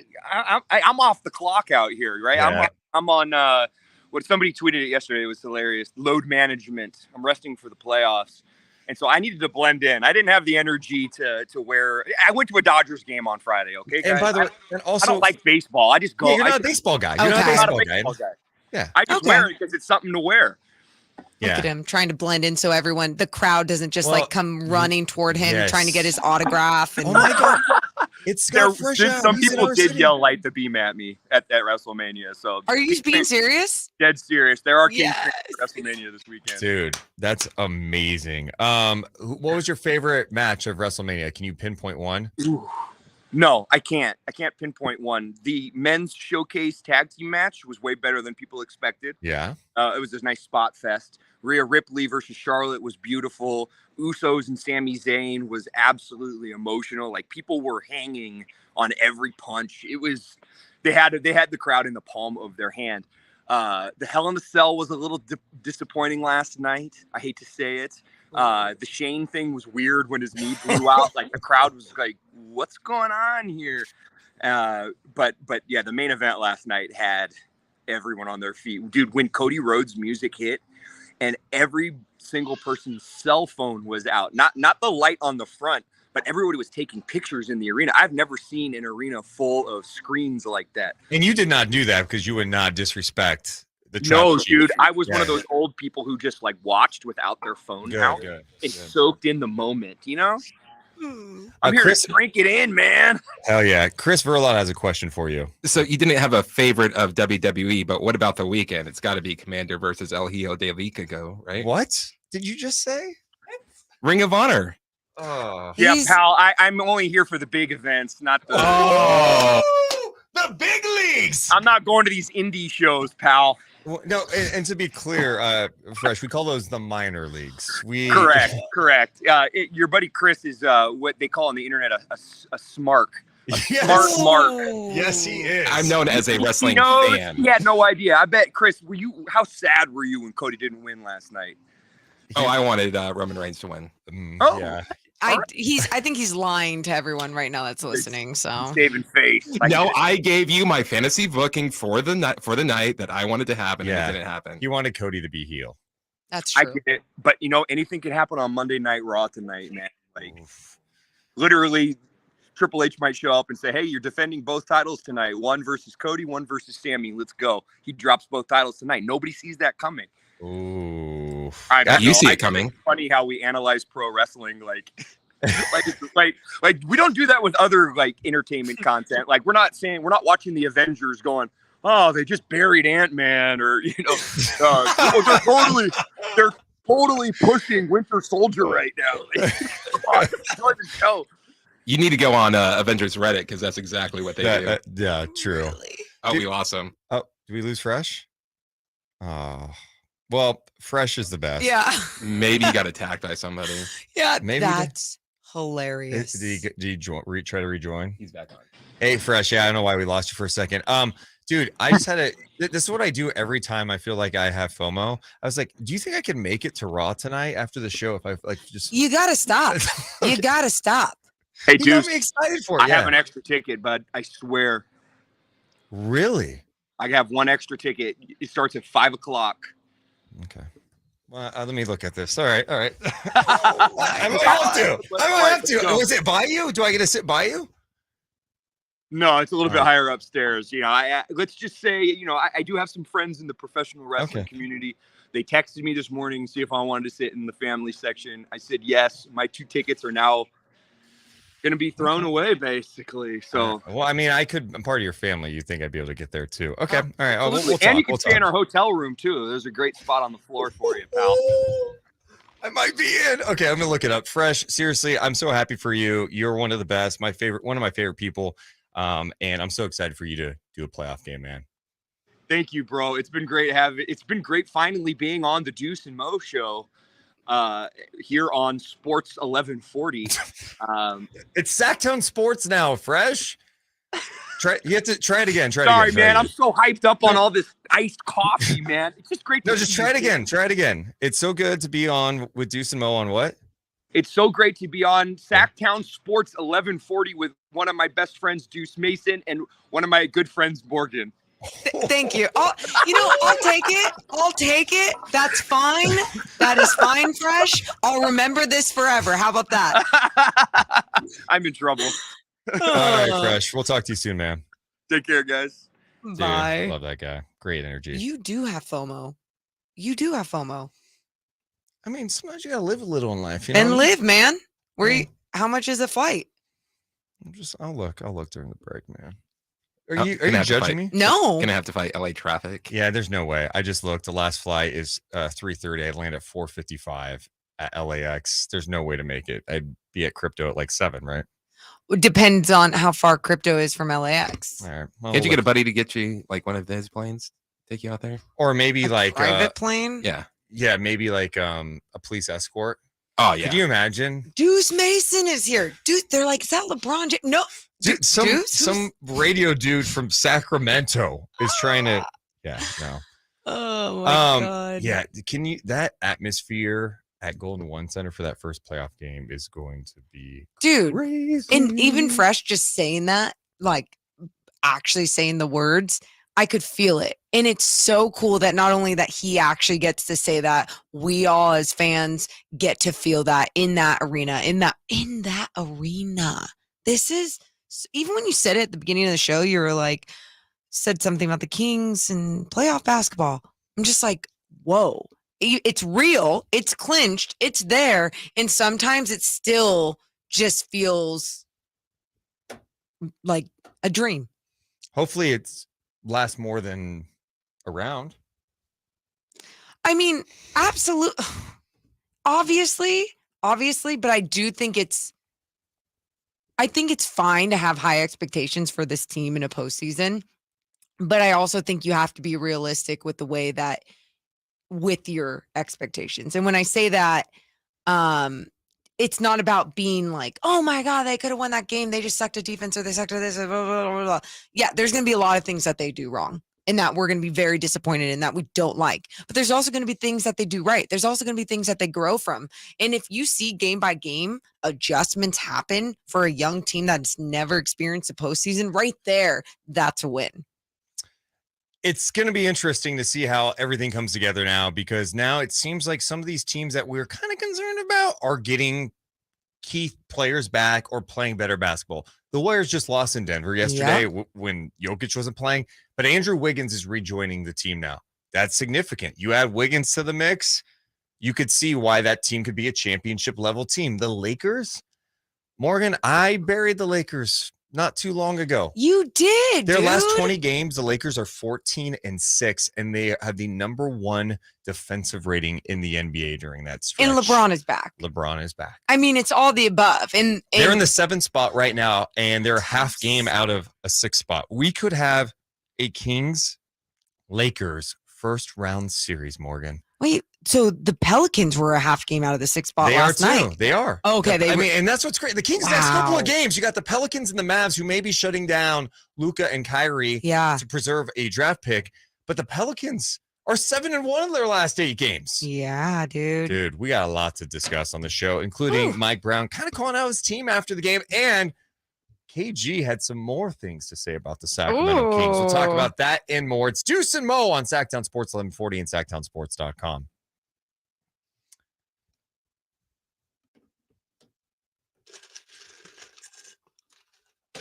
YouTube chat, if you have not yet, hit the thumbs up. Let's get to 100 thumbs up, please.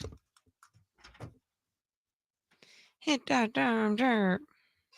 So Morgan, did you ever watch the show Guts on Nickelodeon when you were a kid? I remember, but I don't. Why don't I remember? Is that the hold on, Guts. It was like the sports. It was the sports one where everything had like a bungee. Yes. I'm looking at photos. Yes. Where the winner got like a piece of the aggro crag. Yep. Okay. So what about it? Chris and Kyle have no idea what I was talking about. Yeah, we're just discovering this for the first time, and it's Wait, weird. Did you guys watch anything on Nickelodeon growing up? No, we're me and Chris are just different age groups. Like Ren and Stimpy. Wait, that was They Nick. didn't have Ren and Stimpy. That was Nick, right? Yeah, it was, but not when they were kids. Oh, yeah. So I only know a post CBS Nickelodeon. So I was SpongeBob, Fairly Odd Parents. Oh my God, so PG and Q. Yeah, I know. I got corporate Nickelodeon as a kid. They never got Wild and Crazy Kids. Dude. Wow. I always wanted to be on Wild and Crazy Kids. You did? Yeah. What was the other game show that was like the temple one? Oh, Legends of the Hidden Temple. There we go. Yeah, that just sounds awesome. I can't believe Guts. Yeah, no, all these shows were awesome because then as a kid, you were like, I can do that. I can be there one day. And like, there's a really good documentary on early Nickelodeon. I think it's called The Orange Days. You can look it up. It's my good. cousins and I may have done our own Double Dare during the summers. No. Or my cousin would ask questions and we'd have teams and do that. And then we'd make up our own physical challenge and there would be an obstacle course at the end. Did you make the obstacle Yeah. course? That is so cool. What a time to be alive. Yeah. Yeah, the nose flag. I cannot believe they have no idea what any of that is though. But see, we're getting to that age where it's like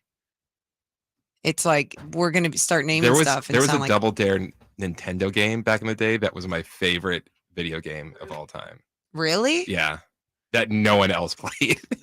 Morgan, you say you're gonna get to that age. If you start telling me stuff about your childhood, you're already there. I know. No, that's what I'm thinking. Like we're already, and you know what? By the way, aging is cool, and I think it's so weird that in this society that like we're like you're old. And it's Except like, once you get past 50, then once you're past, you're old and dying and dead. Like bye, goodbye. Yeah, the one that was shocking for me was learning that me and LaMelo Ball were born in the same year. I was like, oh, that's awesome. That's always the weirdest thing. Do you think he's eating like dry pasta today or no? Probably not, because he's like a multimillionaire, Deuce. Yeah, he's got cooler cars. He's got personal chefs. I can see Keegan. But at least I have pasta. 2 functioning ankles. Think you're funny, Kyle? Do you think that's funny? Yeah. You think that's funny to make fun of someone who got injured? It's LaMelo Ball, so yeah. What'd he do to you? He's LaMelo Ball. He's LaMelo Ball? Yeah. If you follow, he's been doing his best. That's what he did. Wow. Yeah. Wow. I think the Ball family is fair game. Ooh, probably the dad, LeVar. Yeah. He's fair game. I mean, Lonzo, I think 2 knee surgeries ago, it was still funny with Lonzo. Now, less so. LiAngelo, jokes write themselves. LaMelo's actually really, like, I think LaMelo's actually a genuinely big piece of what the Hornets are building. And he's actually, you think? Yeah, like he's probably going to be there for like 9 years and be a very impactful NBA player and all that stuff. 9 years? How do you come up with 9? 4-year rookie deal, 5-year max extension. I hate that you have an answer for that, you son of a... It's the NBA. I hate that you didn't realize that he had an answer for that. No. And also, like, that's a crazy assumption that he's just you think he just loves playing for Steve Clifford? That you think that excites him? Well, I mean, how many players turn down the first extension? Well, no, he won't turn down the first, but it doesn't mean he'll be there through it. I love that you assume Steve Clifford's still going to be there 7 years from now, just coaching the no, but I think it's a fragile Hornets thing. forever. I think, he got a little success early on, and then this year, stand by.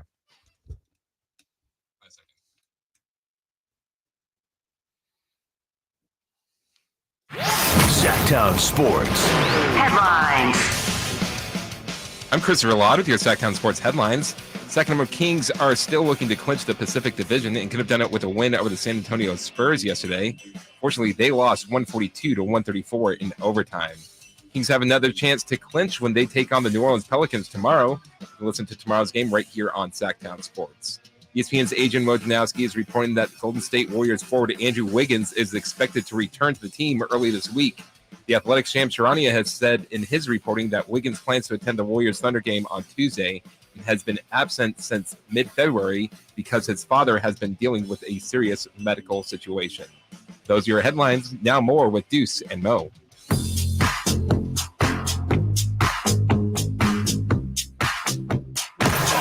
It's Deuce and Mo. Deuce and Mo on Sac Town Sports. Got the men's national championship tonight. UConn against San Diego State. I think we're all rooting for San Diego State, right? Yeah. Just because it's like, why would you root for UConn? Is that where we're at?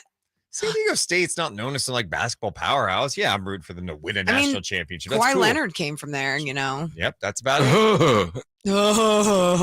Also, shout out to LSU for winning the women's national championship, beating Iowa yesterday. Hell yeah. Women's national title or championship tournament. Whatever. I can't talk.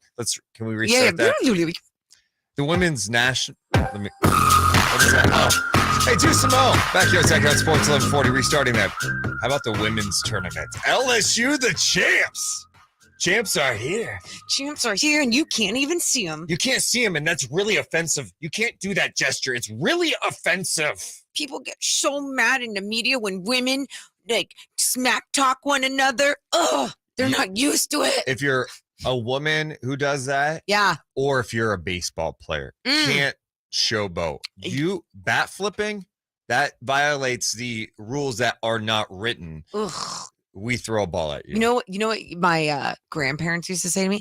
Act like a lady. Growing up. Like, think about how that could have damaged me my whole in fact, all it did was encourage me to do the opposite. I was like, oh, that's interesting. Yeah, Angel Reese and Caitlin Clark, not ladylike according to some. Yeah, yes. Let's hear what Angel Reese had to say after the win. Yeah, it was really cool. Oh my God, I'm sure it was so good. Awesome. Maybe if we unmute this, everything, you know. Angel Reese, what's up? Oh, it's not working. It's not working, Chris. I don't care. Oh, I don't care anymore. All right. You be nice to Angel. No, it's not an Angel she said thing. Some great stuff. I would not play, so I can't really do anything. And then, okay. What? Everything's up. Deuce is gonna like flip a table. This is funny to see. Oh my God, it's not working. You know, she did have some very interesting things to say. But why isn't it playing over here? I don't know. Don't be so angry. Hey, energy. I know it's crazy to have expectations for like a media place where you just like be able to like play something and it works. Crazy. Be nice to the computer. The audio business can't play audio. Hey, just to be clear, you need to be. I can do it at home in a press of a button from an office. We're going to need a Mo's Minute in a second. He's going to go rampage. I'm trying to give Angel Reese some love for what she accomplished and what LSU accomplished. I'm happy. I mean, all year I was critiqued about who I was. The narrative, I don't fit the narrative. I don't fit in the box that y'all want me to be in. I'm too hood. I'm too ghetto. Y'all told me that all year. But when other people do it, y'all don't say nothing. So this was for the girls that look like me, that's going to speak up on what they believe in. It's unapologetically you. And that's what I did it for tonight. This was for it was bigger than me tonight. It was bigger than me. Twitter is going to go in a rage every time. And I mean, I'm happy. I feel like I've helped grow women's basketball this year. I'm super happy and excited. So I'm looking forward to celebrating in the next season. Yeah, and it's not growing. She's not trying to grow just by doing a "you can't see me" gesture. She's doing it because she is a really good basketball player. Ballin'. And we're seeing highly talented women's basketball players with the game in its evolution, dude. It's awesome. It's great to see. As someone who loves basketball, it's fun to see more and more people engage with the women's product too, and not for so long. And there's still it still exists out there. Duh. Yeah. That's always gonna be around. Oh, they can't dunk. Oh, you shoot like a girl. The game's this. The game's no. If you watch the game, you can appreciate it. If you like basketball, you should appreciate that game. Agreed. And I love it so much because obviously not only because I love basketball so much, but I just think about what basketball did for me in my life as a woman in a male dominated business and just for not only in this business, for my confidence growing up. And so that's why it's so cool to see the product get the love that it deserves, but also to see the product just keep evolving and getting better and better. And I love that everyone's talking about it today. And what I do love too, there are a lot of people out there like us and on national media that are making sure that narrative that some weirdos on Twitter were trying to push is getting shut down. Like they're going, oh, no. How about you look in the mirror and reflect on why you're possibly saying that kind of crap? Yeah. And the ratings back it up. People are into it. 5.5 million people watch the game over the weekend. I don't know that the ratings are out quite yet for the actual national championship game. I do think it's lame that they played it like on a Sunday afternoon. You know, put it in prime time. I know. That's my nitpick with it. One of my favorite things, I was talking to Lindsay Harding on the bench yesterday, and we see Keegan Murray come out, and she goes, look at him. I'm like, what? And he's like, he's just staring. He's just stretching and staring at the game that's up on the big screen. Because obviously, he comes from Iowa, but it was like for him, he wanted to see them play. It was something that he couldn't take his eyes off of. And just those little moments, they're really cool to see. Yeah, go Hawkeyes. Oh, yep. That's what he said. Oh, so your computer does work. You just played a clip there? Yeah, that was Keegan. Yeah. Another thing that I wanted to say to you really quick, because I just mentioned Keegan, but there was the Kings fan that lives in Taiwan. His name's Henry, and he does some incredible artwork. He did a Deuce Mo poster and brought it. So cool to see. Came to a dud of a game, but he had this poster for Keegan Murray, and it said like calm down and Murray on or something. I forget what it said. But Keegan came to the bench, and I showed him, just so Henry could see his artwork. I'm like, he made this. He made this for you. That's so cool. Did you like paint that? That's your Keegan. That's an awful Keegan. Okay, just then talk say normal. That's so cool. Did he paint that? And he came over and signed it. Did he? I think he did. I think he signed something for sure. Wow. Yeah, that was cool. Yeah. That's what sucks about yesterday's Kings loss for many reasons. Yeah. All right. I was there at the airport Friday night, 400 plus people there probably to greet the team. And then Henry from Taiwan travels like over 6,000 miles because he wants to see the beam in person. And the Kings laid an egg against the Spurs. They didn't care about Henry yesterday, that's for sure. And that's what I think a lot of people felt is they didn't care about them. They're like, whoa. We showed up for you, but you couldn't show up for us. What is this type of relationship happening here? It happens. And it just sucks. Are you concerned about that loss now? No. And I think Chris Watkins a little bit I don't know if it was concerned, but when I asked him that, he kind of talked about that. I'm not concerned at all. Yeah, I just hope it's a wake up because these things just can't happen. You cannot play this poor of defense against the Spurs. Like you have to be locked in. And there's some people, the pushback is like, yeah, but they score a ton of points. They're not a defensive team. You could keep talking about defense. No, but if you watch that game, there was one team out there that was playing desperate, playing like they had something to play for. They were playing hard.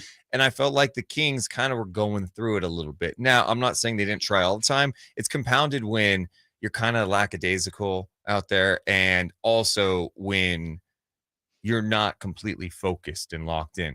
So many times people hear effort and they think that means, oh, you're not trying. But sometimes it just takes a different level of mental engagement in these games. Like you may be like, Champagne, I don't have to be as engaged with him. Mm-hmm. I don't really know his game.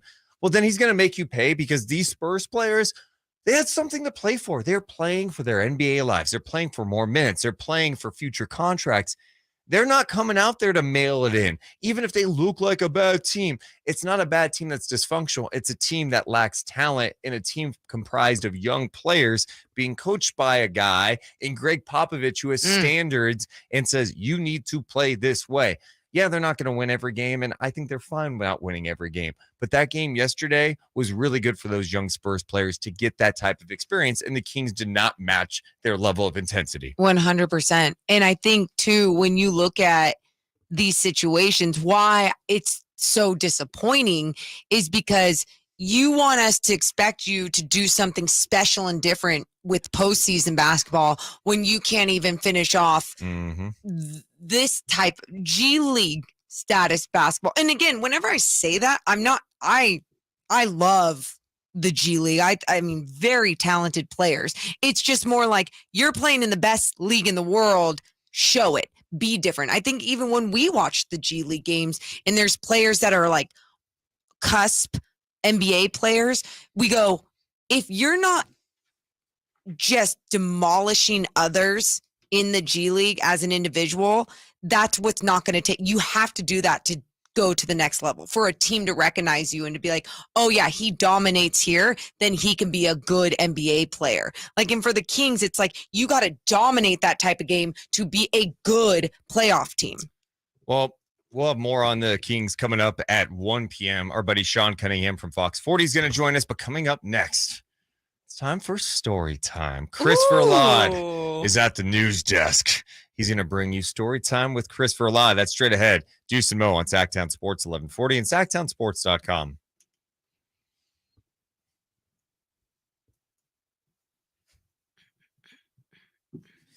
I think you guys should open up StreamYard on one of your computers so you can see a video that I will be sharing for story time. I'm gonna need your opinion on.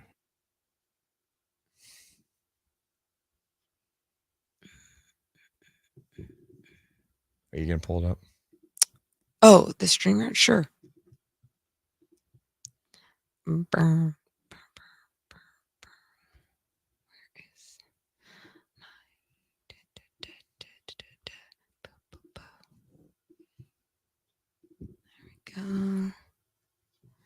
There we go.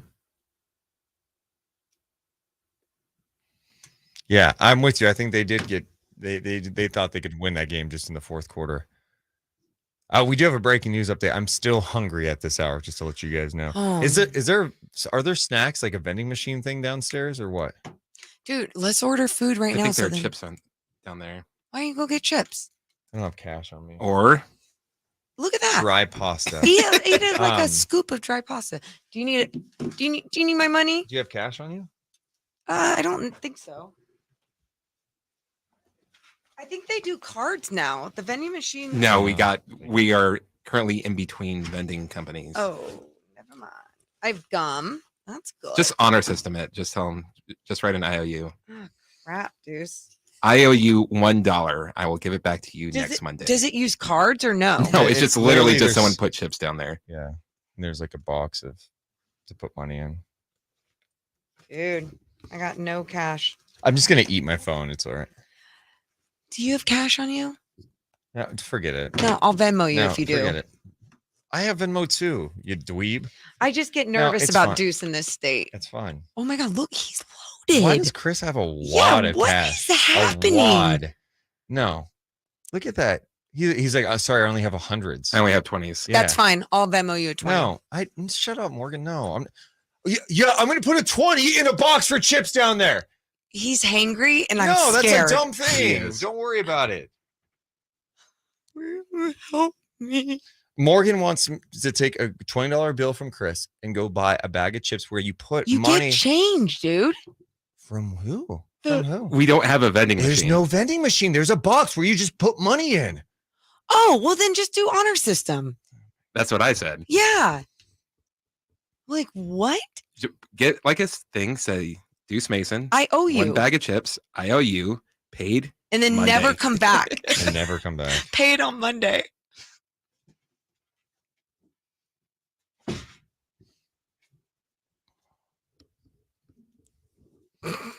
$20. I see. I didn't understand. It was clear you did not understand. Oh, clear. We're gonna need some food in here. No. Stat.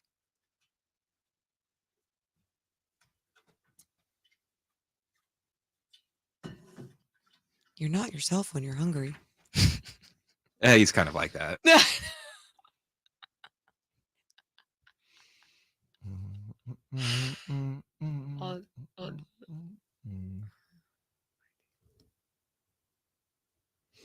So Brian Anderson called play-by-play today for Brian Anderson hitting a home run. It's kind of funny. That is funny. Saying your own name. Brian Anderson.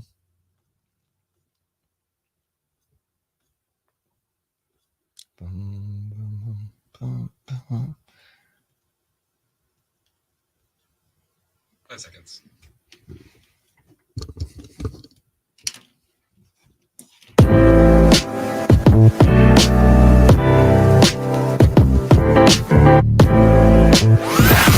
It's Deuce and Mo on your local sports leader. Sac Town Sports. Deuce Mason, Morgan Reagan. Coming up at 1 o'clock, our buddy Sean Cunningham from Fox 40 going to be joining us talking about where the Kings stand right now at the number 3 spot in the NBA's Western Conference. 4 games to go for the Kings coming off that loss to the Spurs yesterday at Golden One Center. But Morgan, we need a little story time. Yeah, we do. Story time with Chris Verlade, baby. We interrupt this program for an important announcement. It's that time of the day where Chris Verlade gives you the stories that you need to hear. Or maybe not. It's story time. Yes, it is. Story time with Chris Verlade, baby. Chris. What's going on, man? All right. How about we go to Pottsboro, Texas? Okay. This is courtesy of the Mirror. A friendly child caused $25,000 worth of damage to Kobe Todd's Ford Mustang by rolling a grocery cart into his car. The child was not seen by anybody, but Kobe Todd knows it was a child because a child ghost has been following him around after he made contact with the spirit of a 9-year-old boy on a ghost hunt the day before.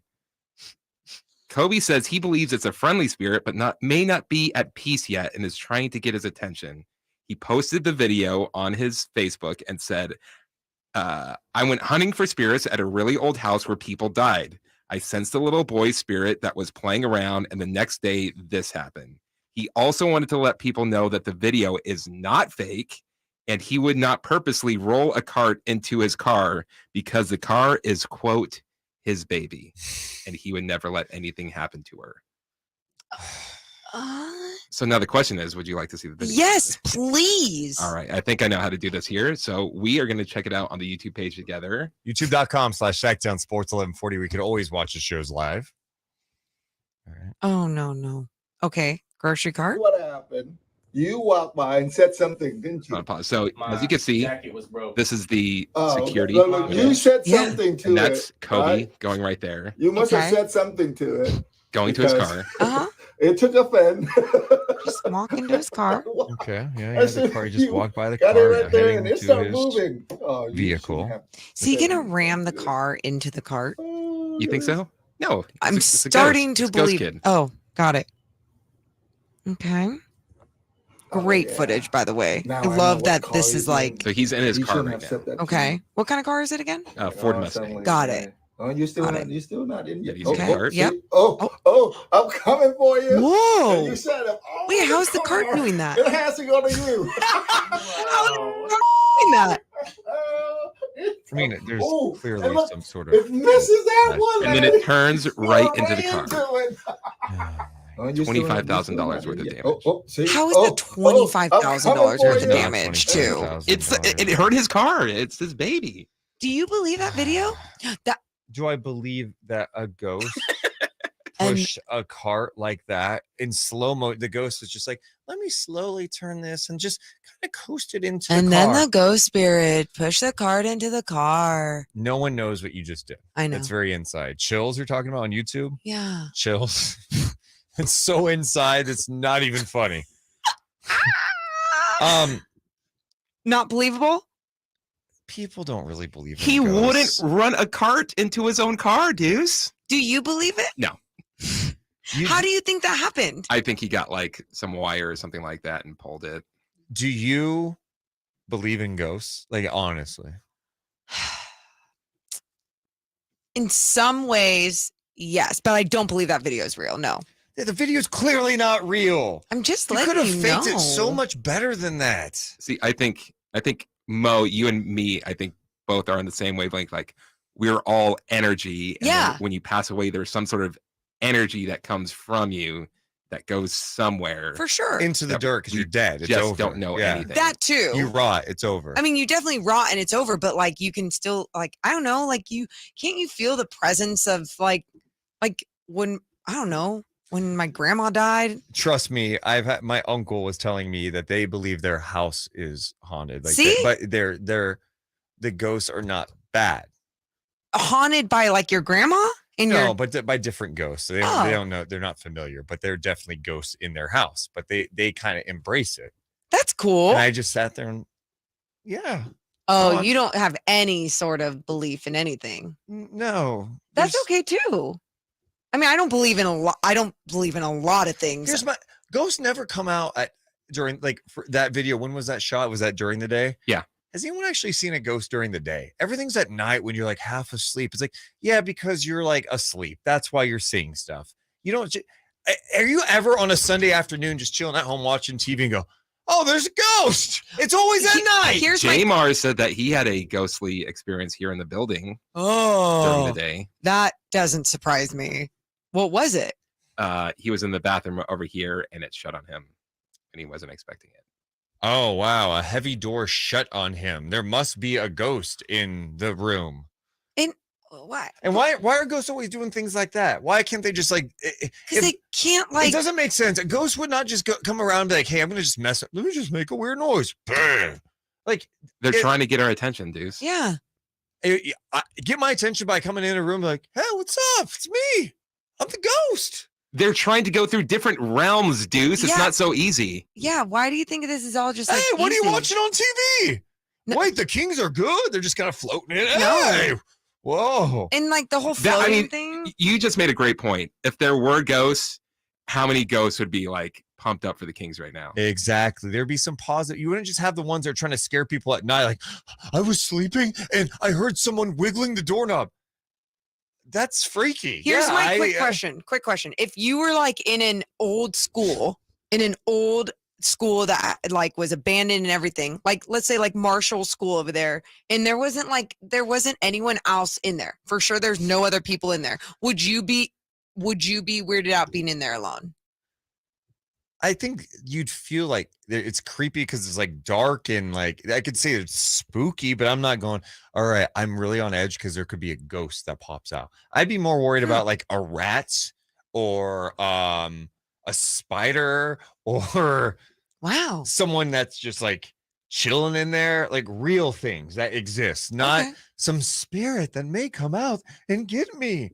Huh? If ghosts were a thing, there would be like real ghosts that are kind of chill. There are. No. Like, hey. God, I sound like a weirdo. I'm not even like a big ghost believer. I'm just saying like I there's people I believe when they're like, oh, spirits or energy. I'm like, yeah, for sure. Do you? Whatever. Next story, Chris. Spirits. Let's go to Douglas County, Colorado. This is courtesy of KDVR. Knock, knock. Who's there? A booby-trapped house. Ah. Oh, I love it. Like Home Alone. Just like Home Alone. Last month, a door-to-door paint salesman walked up to the front door and all of a sudden heard a loud boom and his vision was affected. He couldn't see. He also saw that a wire was caught around his leg, and that's when he ran away. He contacted the police, and a few days later, officials executed a search warrant where they discovered booby traps on both the front door and the back door. So the front door was that noise thing. The back door had a pepper spray that if you tripped the wire, pepper spray would go into the person's face. Genius. And the police arrested 44-year-old Kevin McAllister for following a short standoff. Brian Hill and Tracy Remington were both arrested and charged with second-degree assault, felony menacing, and prohibited use of a weapon. Both of their bonds are set at $25,000. Wait, was it their house? Yeah. You can't do that to your own house? You can't like attack people that are just coming to knock on your door. Oh, it wasn't inside the house. No, it was outside the house. I'm like, I better take down my booby trap. Wait, what? I don't want to go to jail. Oh my God. Okay, little weird. Paranoid people, I'm sure. Yes, I'm sure they're doing great. Yeah. Oh, poor people. Oh well. All right, our last one takes place in Philadelphia. Okay. Courtesy of the PhillyVoice.com. Michael Rohanna of Bear, Delaware, is pleading guilty to charges of interstate trafficking, which carries a maximum of 2-year prison sentence and up to $20,000 fine for stealing a thumb. A human thumb? A human thumb. Not a human thumb. A thumb drive. Oh, not a thumb drive. During an ugly sweater party that Michael was at, this was taking place at the Philadelphia Museum. Okay. So during an ugly sweater party, Michael allegedly put his arm around a statue, took a selfie, and then popped off the thumb. So this statue, he took it off and he put it in his pocket, took off. This isn't just like any ordinary statue. Okay. This is a 2,000-year-old terracotta warrior that was part of a traveling exhibit on display in the museum. Oh. Michael was under investigation by the FBI months later, and he gave back the thumb when an FBI questioned him at his home. So with the plea deal of theft, he did not have to think about the other charges, which were theft and concealment of an object of cultural heritage from a museum, where if he was charged the full charge, it would have been 30 years in prison. Oh, so what was he in? Like, because he was just charged theft, like, was it just like he didn't have to go to prison? So he's getting sentenced on April 17th, and it sounds like he will be going to jail. That's cool. Why would you? So that's yeah. But like, I don't know who like the worst person is here. It's just like that. This person popped off this 2,000-year-old statue's thumb and took it with him. Or these people taking this 2,000-year-old statues, bringing them over here and putting them up around where people are having an ugly sweater party. Thank you. Or the guy potentially being in prison for 30 years. Pharmaceutical companies, just pay your fine. It's okay. It's okay. Ooh. This world is messed up, baby. Hey. That happens like every other story time with Chris Verlade. It evolves into, and this place sucks. This place. Let me tell you about this country. Well, good story time. It was a great story time. I actually really good. Nothing. Well, there was one death. Where? The kid. Oh, Ghost Kid. Good point. Ghost Kid. Ghost Kid. Yeah. Well, coming up next, we talk some more Kings. Sean Cunningham from Fox 40 will be joining us live. Coming up, it's Deuce and Mo on Sac Town Sports, 1140 and SacTownSports.com.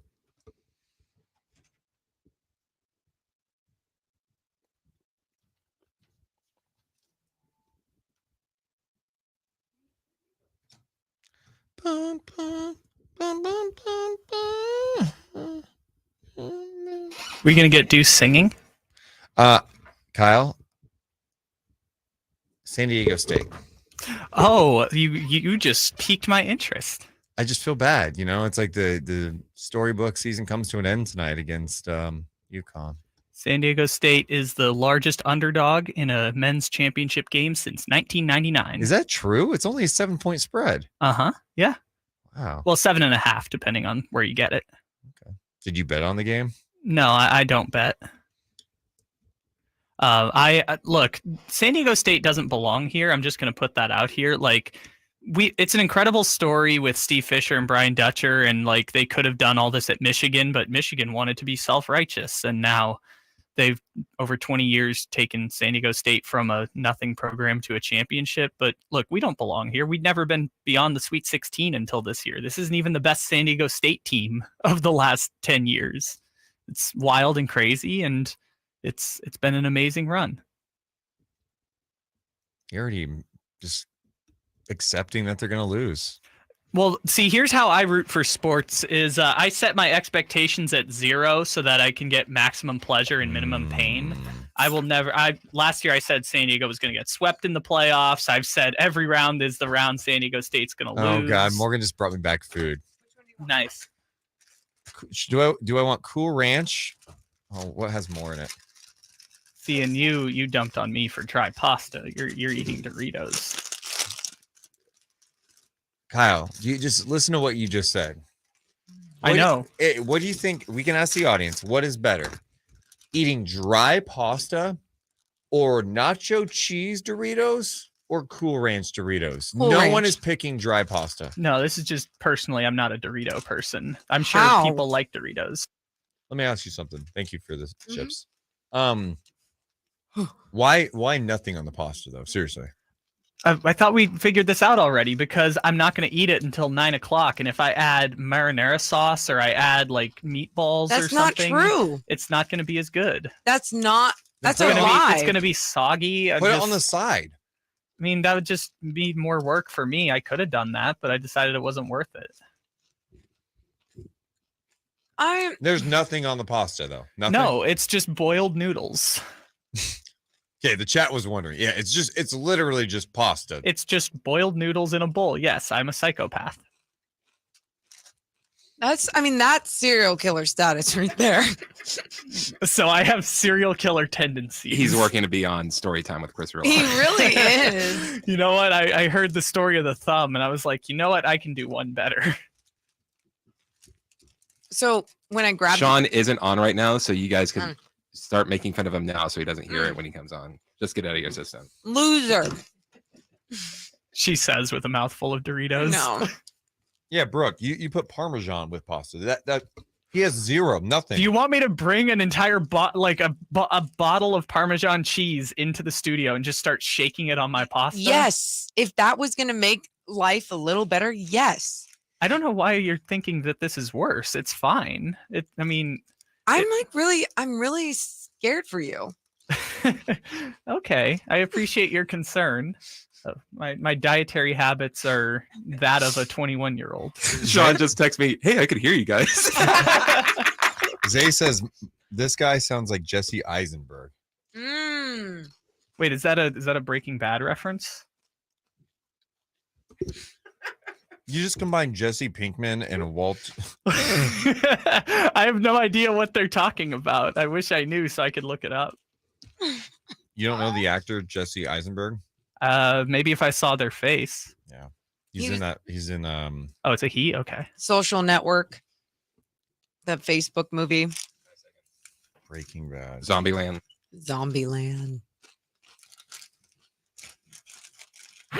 Sac Town Sports. Headlines. I'm Chris Verlad with your Sac Town Sports headlines. Sacramento Kings are still looking to clinch the Pacific Division and could have done it with a win over the San Antonio Spurs on Sunday. Unfortunately, they lost 142 to 134 in overtime. Kings will have another chance to clinch the Pacific when they take on the New Orleans Pelicans tomorrow.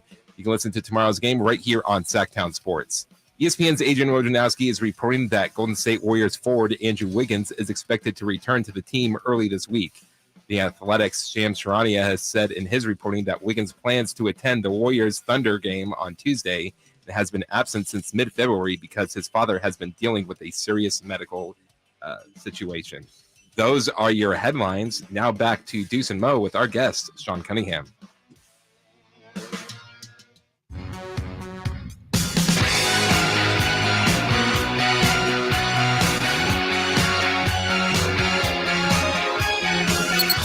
Deuce and Mo on Sac Town Sports.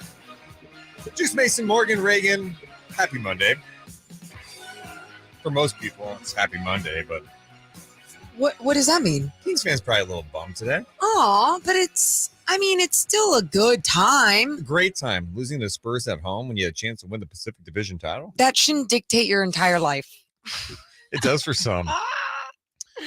Oh, let's bring in our buddy from Fox 40, the one and only Sean Cunningham. Hi, Sean. What's up, kids? How are you? Oh, so good. I just love your voice. How are you? Do you? I do. You really? Oh, we should go karaoke sometime. Sean, what is your karaoke song? Something Creep. Rihanna or something. Creep by Radiohead. Yeah. Yeah. Is it really? Chris knows. Chris has been there. Oh my God, I would do anything. Okay, maybe Summer League. Yeah. What's this maybe? Commit. In San Jose, he did Creep by Radiohead, and I did Shut It Down. Shut it down. I believe it. Are you a little jealous, Deuce? Sean can't sing. Oh my God. That was the consensus of the karaoke spot. I mean, some liquid courage, and that will get you going. Well, sure, I'm sure he does it, but it's not good. Oh yeah, my just God. not shy. You know, Sean, you just go and you do it. Don't let him tell. It's probably great. That's the thing. I don't have visions of being on American Idol, damn it. I'm just saying I go out there and have some fun. So, whatever. I approve. Well, Deuce started this hour talking about how, hey, happy Monday, but not so happy maybe for Kings fans. Oh, we were all there yesterday. How are you feeling after that loss against the San Antonio Spurs, the bad San Antonio Spurs? I mean, I'm feeling great. I mean, there shouldn't be anybody hitting the panic button. I think certainly these players aren't. I do like what, I think if you're a fan out there, I'd make it an appointment after every single game to make sure you listen to Mike Brown and what he has to say after every single game, because that man just has a way of keeping it real. And I like the fact that he says maybe it takes us getting hit in the head. I don't know why we're, a little bit better defensively on the road. It's quite a bit better defensively on the road than you are at home. There's a comfort factor. I think he called out his team and said, yeah, you probably overlooked this team. I don't know what the mindset was. I don't think they want to kind of stumble going into the playoffs by any means. They want to kind of keep everything steady. And certainly the offensive end is where their bread has been buttered this year, and defense has certainly been the Achilles heel. But my question going in there yesterday was like, you already know you're really bad defensively. Like, where did this one rank? And it's not really a necessary question, but I think it's something to just have in a way to keep things in perspective, because as you move towards the playoffs, I've internally have had discussions about, hey, if you think this team plays with a lot of pace and is this offensive juggernaut, they're capable of doing even more. That's their belief. Defensively, certainly there's room to improve, but I think this team, they hang their hat on the way they play offensively. They'd like to be known as something different, but this is where their bread is buttered. And even, offensively, they've had some wonky moments over the past few home games. I mean, you have got a consecutive home losing streak now, and there's certainly things you don't like, but guess what, guys? I mean, they're still a playoff team, and I think this all goes away with a few days of preparation for the opponent that lies ahead. We were talking about the numbers home versus road. Obviously, their road record is better than their home record now, but it's crazy to look at their defensive rating on the road at 9th, and then at home, it's 29th. Just such a large disparity. Why do you think that is? I think it's definitely because of the focus. I mean, Malik Monk will tell you that, hey, we get off of the plane and we go right in practice. You're at home, there's a little bit more distractions around you. It's just natural. I also think, they've had when you look at the way the home schedule lays out, there are moments of let up. Dave Yeager liked to use the phrase, let go of the rope. Well, when you have lesser opponents, and especially when you start to believe you are what you are, yeah, you should still take care of business, and so often they do, but you run into these moments where you're playing against personnel that you don't quite know who, Julian Champagny is, if they haven't, checked out the G League too much. And then you go out there and he's putting up big numbers on you. Everyone should know what the hell Doug McDermott does and what he's capable of. So that shouldn't have caught you by surprise, but by virtue of not really taking care of business in the first half and kind of scuffling a little bit, you have a moment where Doug McDermott can just catch fire, and here you are in a battle down in the end, and yeah, you let one of these games slip. I mean, Domantas Sabonis called it a trap game. I'm inclined to believe him, but I think everyone wants to see this team finish with 50 wins, and Harrison Barnes has said as much. But if you look at the outlying games, if you break them up into these little segments, I looked at Portland, San Antonio, and I just thought, just because of the nature of what lies ahead, where they are, just really needing to get to the end of the season, I figured they would drop one. They did. That wasn't the game I thought they would drop. And here they are. They're going to go on to this road trip. I would imagine they'd probably split these two games. And then you've got, a Warriors game that might hold some really significant meaning for both teams, more so for the Warriors, obviously, and Denver to split or to finish up, and you probably split there. So you're probably looking at, maybe just 2 more wins to close this thing out, realistically. Not 50 wins. Ooh. Not 50 wins. Not feeling And that's it. okay. That's okay, right? It's fun. I think where the disappointment lies is they say one thing, but their actions aren't backing it up. And I'm not trying to make that big of a deal about a loss to Spurs, but it's just they kind of downplayed the significance of making the playoffs, which that's cool. But you're so focused on 50 wins and, hey, we got to finish the right way. And then you have a trap game. There shouldn't be a trap game because it's not like you're a championship team that's bored. I mean, you're a team that just clinched a playoff spot. You can't be losing these games at home like that, especially, and they've had too many of those, I think, on the home floor. Yeah, I'm with you. And look, Golden One Center historically, just no disrespect to the fans because they bring it every night, I feel, and it's for whatever reason over the past few years, it doesn't really have that home court advantage. This year feels more so like a home court advantage at any season, really prior to this. And we're sitting here dissecting defensive ratings and the way they play better on the road, and they do, and that started even before this season. But I feel like also that they've made so much strides at home, so you do see progress. But it's one of those things it's probably a bad analogy, but you can be someone who thinks they're a 10 and in looks, maybe you look a little bit more like a 5, but because you think you're it's probably more, Sean? it's probably more of a shot at me. But if I say hey, I really want to be this 10, you have to put the work in, man. You've got to put the work in. And it's not like it's going to happen overnight, but you do see progress. And that's what's frustrating is because you do see this team make a little bit of progress on the road. So where are the Kings on a scale of 1 to 10 then?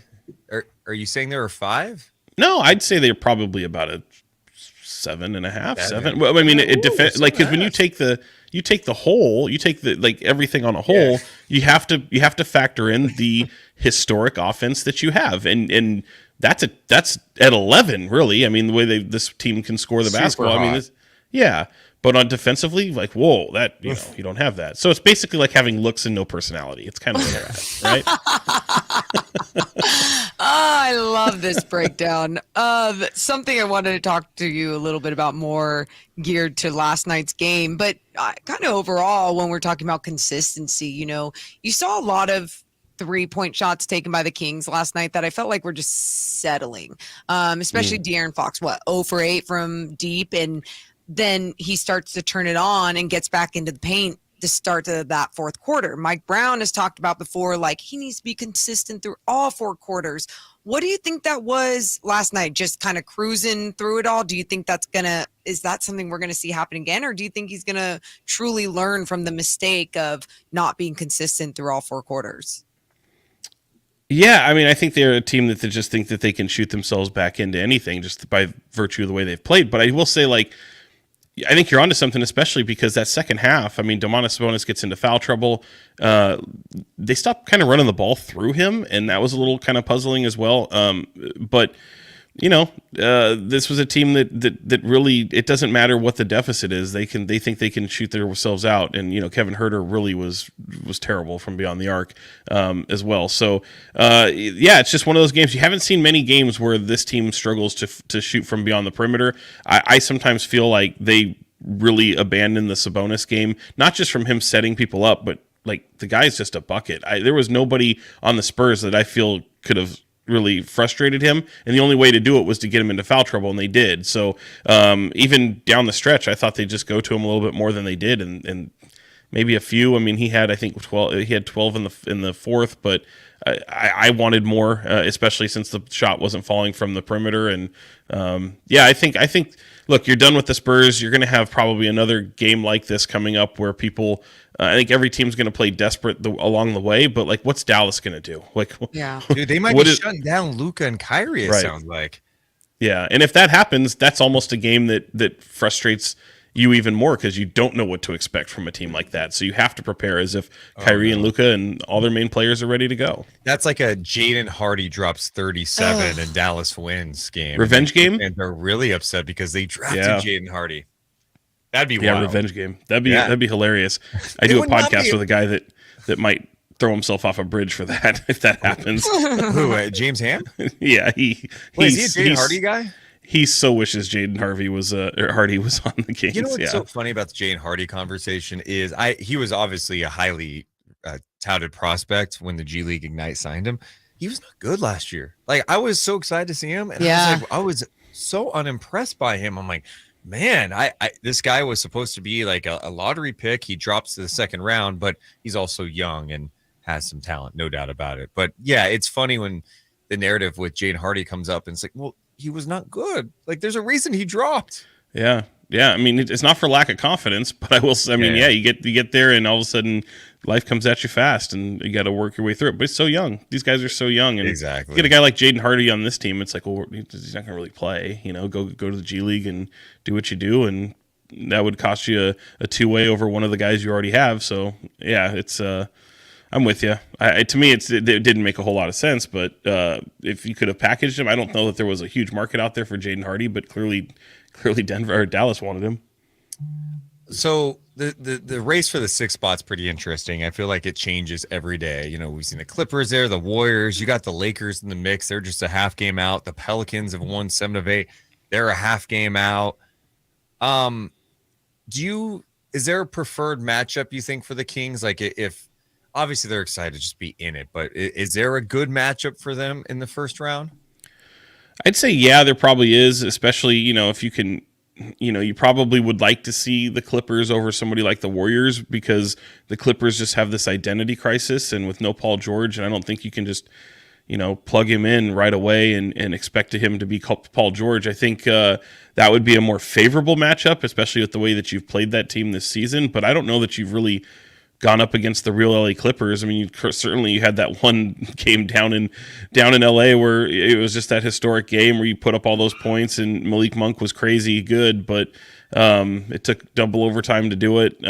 Boy, I don't know. I think that would be it. I mean, the Warriors, they definitely frighten me in terms of if you're looking at it from a Kings perspective. Certainly Minnesota does as well, and I've kind of talked about that forever. I think that the Kings just, I mean, it's a fact. They just totally struggle with long teams. The Lakers are just surging right now, and I think that they're playing the best basketball at the right time. So by virtue of that too, like that could be a team that just really frightens you. I don't know that the Kings really should be just sitting there going, boy, I hope it's this, because they're going to be ready for anything. They're going to be ready for any scenario. And just by the way that they play is going to be a tough team to game plan against, even with a team with experience. And that's why I feel like, I might not pick the Kings in a series against a team like, for example, the Warriors, just because of that experience.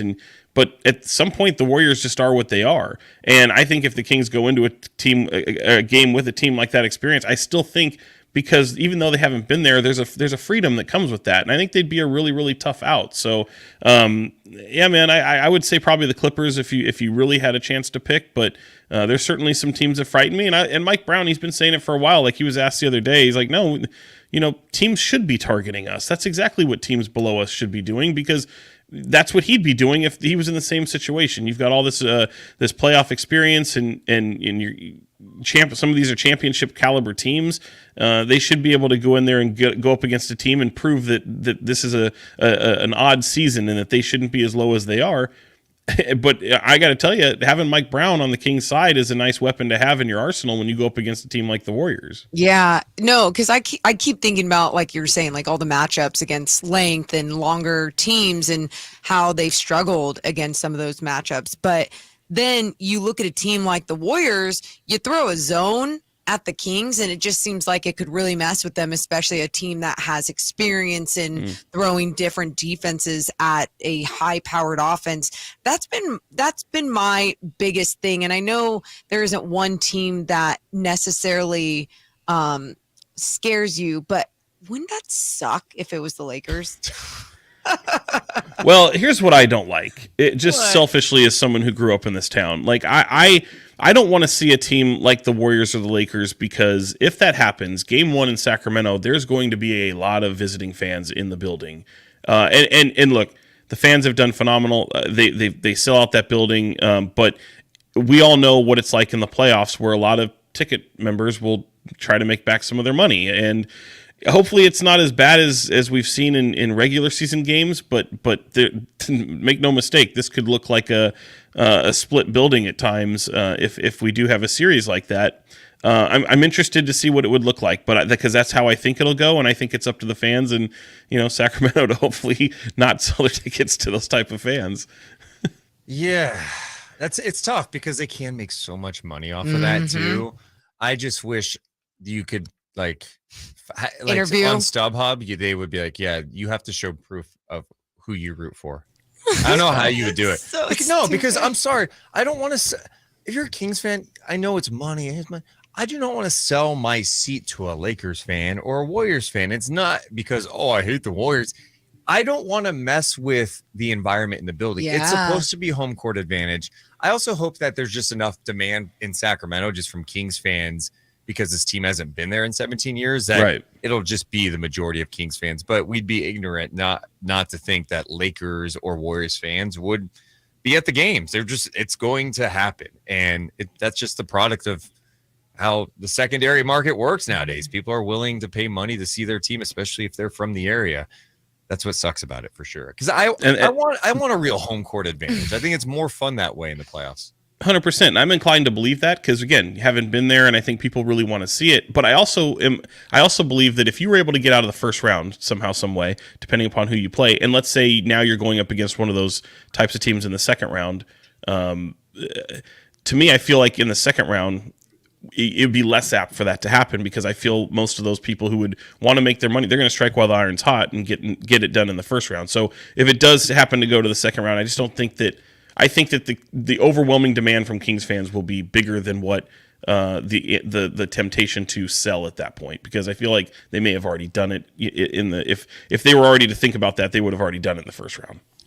All right, who is a bigger concern to you now? The Warriors now that they're getting Wiggins back, or the Lakers now that they're 14-6 in their last 20 and number 1 in defensive rating during that stretch? Yeah, I mean, this is probably in the minority because I think most people might fear the Lakers based on the length and some of the things that they have and just trending the right way right now. But to me, it's the Warriors. I mean, they've been there, done that, and that to me is frightening. And you've got two. No disrespect to the Lakers because they got 2 Hall of Famers on their team too, but they've got 2 Hall of Famers in the Bay, maybe 3 if some people don't consider Draymond a Hall of Famer, but I absolutely would fear the Warriors more so in that scenario, and it has everything to do with just being a champion caliber team. But I will say this: let it happen. You talk about pressure. All the pressure is on the Warriors. It's already. I think at the end of the season, and I'm just kind of forecasting a bit. Like Bob Myers is probably gone. They're probably going to move Draymond Green. Crazy. Don't let that team lose in the first round because if that happens, you could see some really dismantling, kind of crazy decisions that are made, I feel. And I already think this team is set. This is like the last dance, so to speak, if they do a documentary, Jordan style, 30 for 30 style, and then do it to where they're following the Warriors. I think this is their last dance. I don't see championship in their future, and that's not any bold proclamation, but if you lose to the Kings in the first round, I think that could have devastating consequences to what the Warriors do going forward. Dude, a last dance featuring the Warriors, like if it comes out 5-10 years from now, someone's gonna have to put the footage of the Jordan Poole Draymond Green thing in there, right? I mean, why wouldn't you? We already saw it. Yeah. No, but there's got to be like some better footage. Well, no one had cell phones. They were practicing. There's alternate angles in that. There's more than one. There's more than one camera in there. Do you think that there's alternate angles, Sean? I mean, yeah, maybe. I mean, look, there's you've got just like the Kings digital staff that's already. Every team has stuff around this team. I just don't know that I think the Warriors will have control over that footage quite a bit, and it's probably been destroyed. But yeah, man, I think you've already seen enough. To be honest with you, I mean, we've gone over that film like it was the Zapruder film, and we know what it looks like, so it's not pretty. Is a punch in the face worth getting into the playoffs? What does that mean? Like motivating factor? I'm joking because it's just wild to think about the beginning of this season and what it was for the Warriors and like just the chaos around it, and that even with everything that was going on, they're still finding a way to possibly make it into the playoffs. Although they lost to the Nuggets last night, they're gonna get in. They're fine. Yeah. It's insane. I can't wait. Sucker punch. Sucker punch. Yeah, no, that's a good point. Okay. It was a complete sucker punch. I can't wait to see how it unfolds. This last week's going to be insane. Well, Sean, appreciate you hanging out with us. And we'll see you. When we see you next Friday? We'll see you Friday. Kings Warriors Friday night. Does that have potential to be one of the biggest Kings Warriors matchups of all time? React. Ooh, react. I mean, I guess, but what if the Kings are like, we're not really playing our guys tonight? Ugh. No. Starting. Series on the line, though. Keon Ellis. Series on the line. I want to see it. It's gonna be a fun atmosphere. Could be a run through. I mean, you get a free look at what a playoff matchup could be. That's it. That's how I feel about the Pelicans too.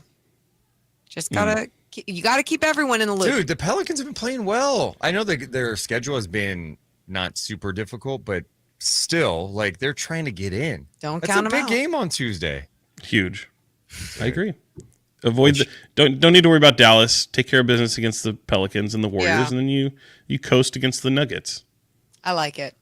All right, Sean. We'll talk to you soon. All right, buddy. Yeah, guys. See Sean Cunningham does great work over at Fox 40. Hell yeah, he does.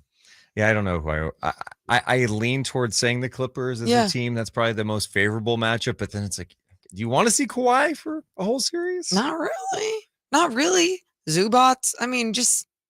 I love that Zubats is the second name you mentioned. Zubats? Because Paul George obviously too is Westbrook. What about Westbrook, man? Playoff Westbrook's on line 1. I mean, you can put him up there, sure. Joe says I love the Pelicans in the first round. What happens if Zion gets back and he starts playing? That would suck. And BI is just so he's on a crafty, tear. you guys. All right, we got much more coming up, including our dogs of the weekend. It's Deuce Mo on Sac Town Sports, 1140 at SacTownSports.com. Sean says the Kings may lose all 4 remaining games. I mean, I guess it's possible, but they've also haven't They've lost the first 4 of the season. Their longest losing streak since then was 3 games, and that was in late November. So I would say it's unlikely at this point. Love being a woman. Man, I feel like a woman. Let's go, girls. I'm just showing Deuce one of the many messages I get throughout the day. Can I read it? Sure, but don't say who it is because I don't know who this person is. Sean Cunningham. Some guy on Instagram DMs Morgan. Hello, I hope this reaches you at a good time. I find you attractive, and I'd love for you to be my sugar baby if you're interested. We can talk about terms and weekly allowance. Nothing sexual in all caps, unless of course you're into that winky face. I'm basically paying for a conversation. Oh, Yeah, I'm open to that same deal. how rich could I be right now, you guys? I'm open to that same deal if that person would like to. Okay.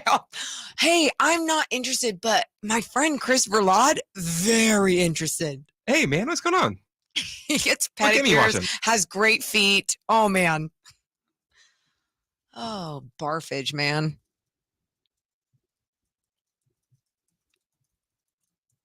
But how much? Exactly. So freaking creepy.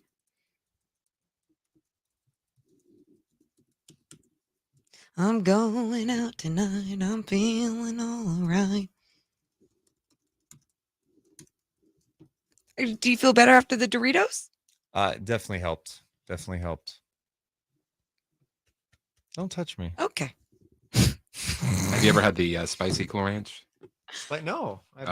Legit. Spicy Cool Ranch? Don't lie to us. Legit. Salsa Verde is on line 1. Is it spicy? It's the best Dorito that there is. I don't think it's better than spicy Cool Ranch. I think it is. I think you're wrong. Wait till my sugar daddy finds out about Yeah, this. I'm going to. Hi, I'm not interested, but here's Chris. Let's see what this creep looks. Ugh. God, what a creep. So weird, you guys.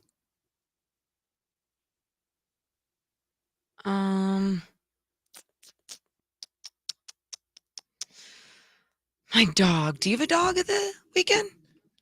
I do. I have one, but yeah, I'll just stick to it. I thought you were asking me if I had a dog. No. Well, I mean, I was, but you have one, so we good. Is that Simone in there?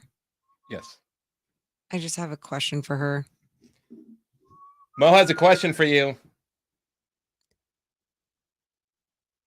Can she hear me? I told her you had a question. Can you hear me? Not yet. Come in there? No, can you hear me right there? I thought that worked. Simone? You pod me up? You're up. Yes. Oh, good. Can you hear me? Yes, I can. Okay. Hi. Did you see Ariana's Oh red my God, revenge? the revenge dress. I Everything. die. That girl is going to mop those fools. Oh, like I was afraid when I saw her. I was like, oh, she's going to like verbally murder She's gonna everybody. destroy them. I'm so excited. I We cannot will wait. be on a conference call. Didn't I hit you up about that? Like, I want to No. be on a conference call for that episode. When is the reunion? Because I feel like we still have a whole. I know. It feels like it's actually tapering down, and then we're going to get all of the drama and then the reunion. So I feel like we're still a month or two out from even the reunion. I just need even the drama episodes, you and me, to connect. Dude, I'm down. I need to know when they are. Yes, absolutely. Because my thing Would is, you guys like to tell the listeners what you guys are talking yeah, about? we're talking about. It's none of your business. We're talking about Vanderpump Rules. Please join in the conversation if you know what we're There's talking about. There's a lot of sports fans that have been into Vanderpump Rules because it has taken over with its a drama. big crossover, and a lot of people they've seen so much of it. Page 6 has been posting about it, so then they want to know what's going on. Dude. If you don't know, it's incredible storytelling. They are my stories. They are my purpose right now. I would be lost without reality television. Absolutely. Thank you. Oh. Sac Town Sports Headlines. I'm Chris Verlotti to Sac Town Sports Headlines. Sacramento Kings are still looking to clinch the Pacific Division and could have it done with a win over the San Antonio Spurs on Sunday. Fortunately, they lost 142 to 134 in overtime. Kings will have another chance to clinch the Pacific when they take on the New Orleans Pelicans tomorrow. You can listen to tomorrow's game right here on Sac Town Sports. ESPN's Adrian Wojnarowski is reporting that Golden State Warriors forward Andrew Wiggins is expected to return to the team early this week. The Athletic's Shams Charania is reporting that Wiggins plans to attend the Warriors Thunder game on Tuesday and has been absent since mid-February because his father has been dealing with a serious medical situation. Those are your headlines. Now back to Deuce and Mo.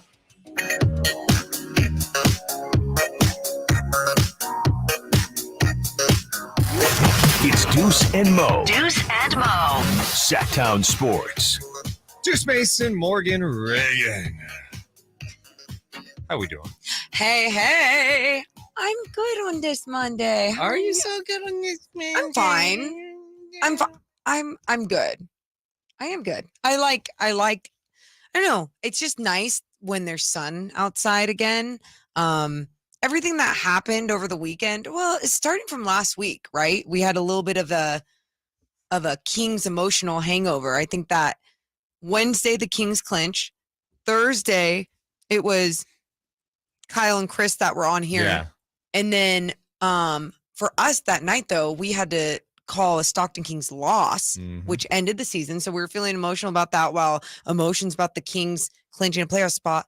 And then the emotions come again Friday night when hundreds of people, including yourself, go out to the airport to root on the Sacramento Kings plane as it landed and as they drove off back to the arena to just crap the bed on Sunday. They didn't drive back to the You're arena. all losers. They just drove home. They just got in their cars and drove home. Oh, they didn't go straight to the arena they to just start go, practicing? all right, let's go. We got a game Sunday. Let's all Mo, bunk that up. would be you, right? Yeah. Of course. Yeah. Come on. Yeah. Well, with all that said, let's get to our dogs of the weekend. It's the dog of the day. Who had the best night in the world of sports? All right, dogs of the weekend. Morgan kind of spoiled my dog of the week. I'm going with Kings fans. Dude, it was late afternoon when a couple people on social media were like, hey, maybe we should greet the team at the airport. I went out there. I drove out there like 12:30 because the plane was delayed. I get out there, hundreds and hundreds and hundreds of Kings fans at the airport in the wee hours of Saturday morning. Dude. Cheering on the Sacramento Kings as they arrived home from Portland in that road trip where they clinched a playoff spot. It was emotional. You see all the players and staff members and coaches pretty much drove through a tunnel of fans just cheering them. And you could just tell how much it meant to the players and staff members. But for the fans, it was just so cool. It was like a party out there at the airport on a Saturday morning. What's tough is I missed it because I was told that they were going to be at Sacramento Executive Airport. They're at the airport. It's not really Sac International. Oh, okay. That's not why you missed it. Oh, you missed it because you were blacked out. So no, I wasn't blacked out. You're what? Did a ghost kid throw something in front of your car so you can go? Ghost kid didn't do anything. Okay, got it. Well, either way, Deuce, I love that dog of the weekend because nice.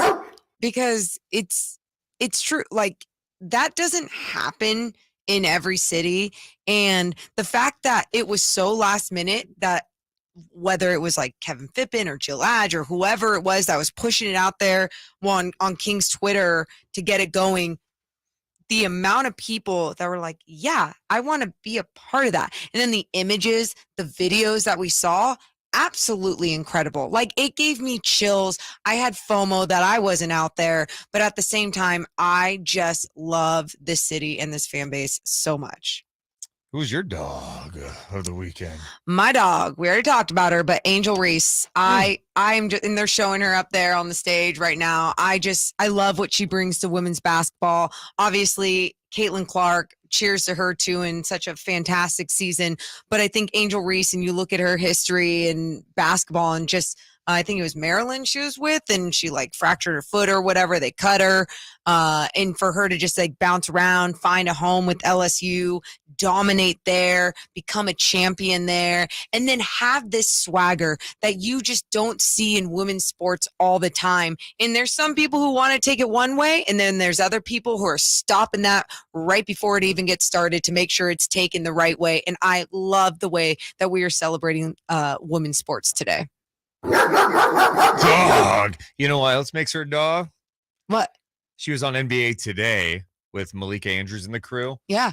Wearing the hat and the shirt because she probably didn't go to sleep last night. Or she went to bed wearing that and woke up. Love it. That's dog stuff right there. Dog stuff. Chris, do you have a dog? I do have a dog. Unfortunately, I was not able to attend the Kings coming back from their road trip because they were getting back at 1 o'clock in the morning. Yeah. I need to be up at 4:30 in the morning. For what? Manchester City versus Liverpool.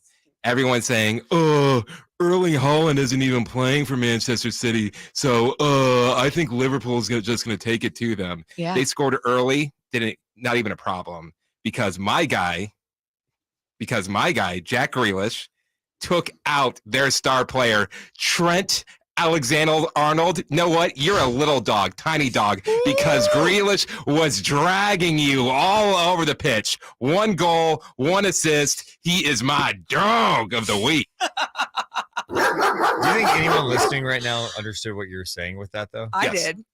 Simone does. Yeah, and Simone does. So we've got 2.5 right there. Nothing from WrestleMania? Oh, yeah. What's that? Nothing from WrestleMania. How about my guy, El Hijo del Vincago? I'm sorry? Taking on Commander in the Ring of Honor Supercard. Do you even know?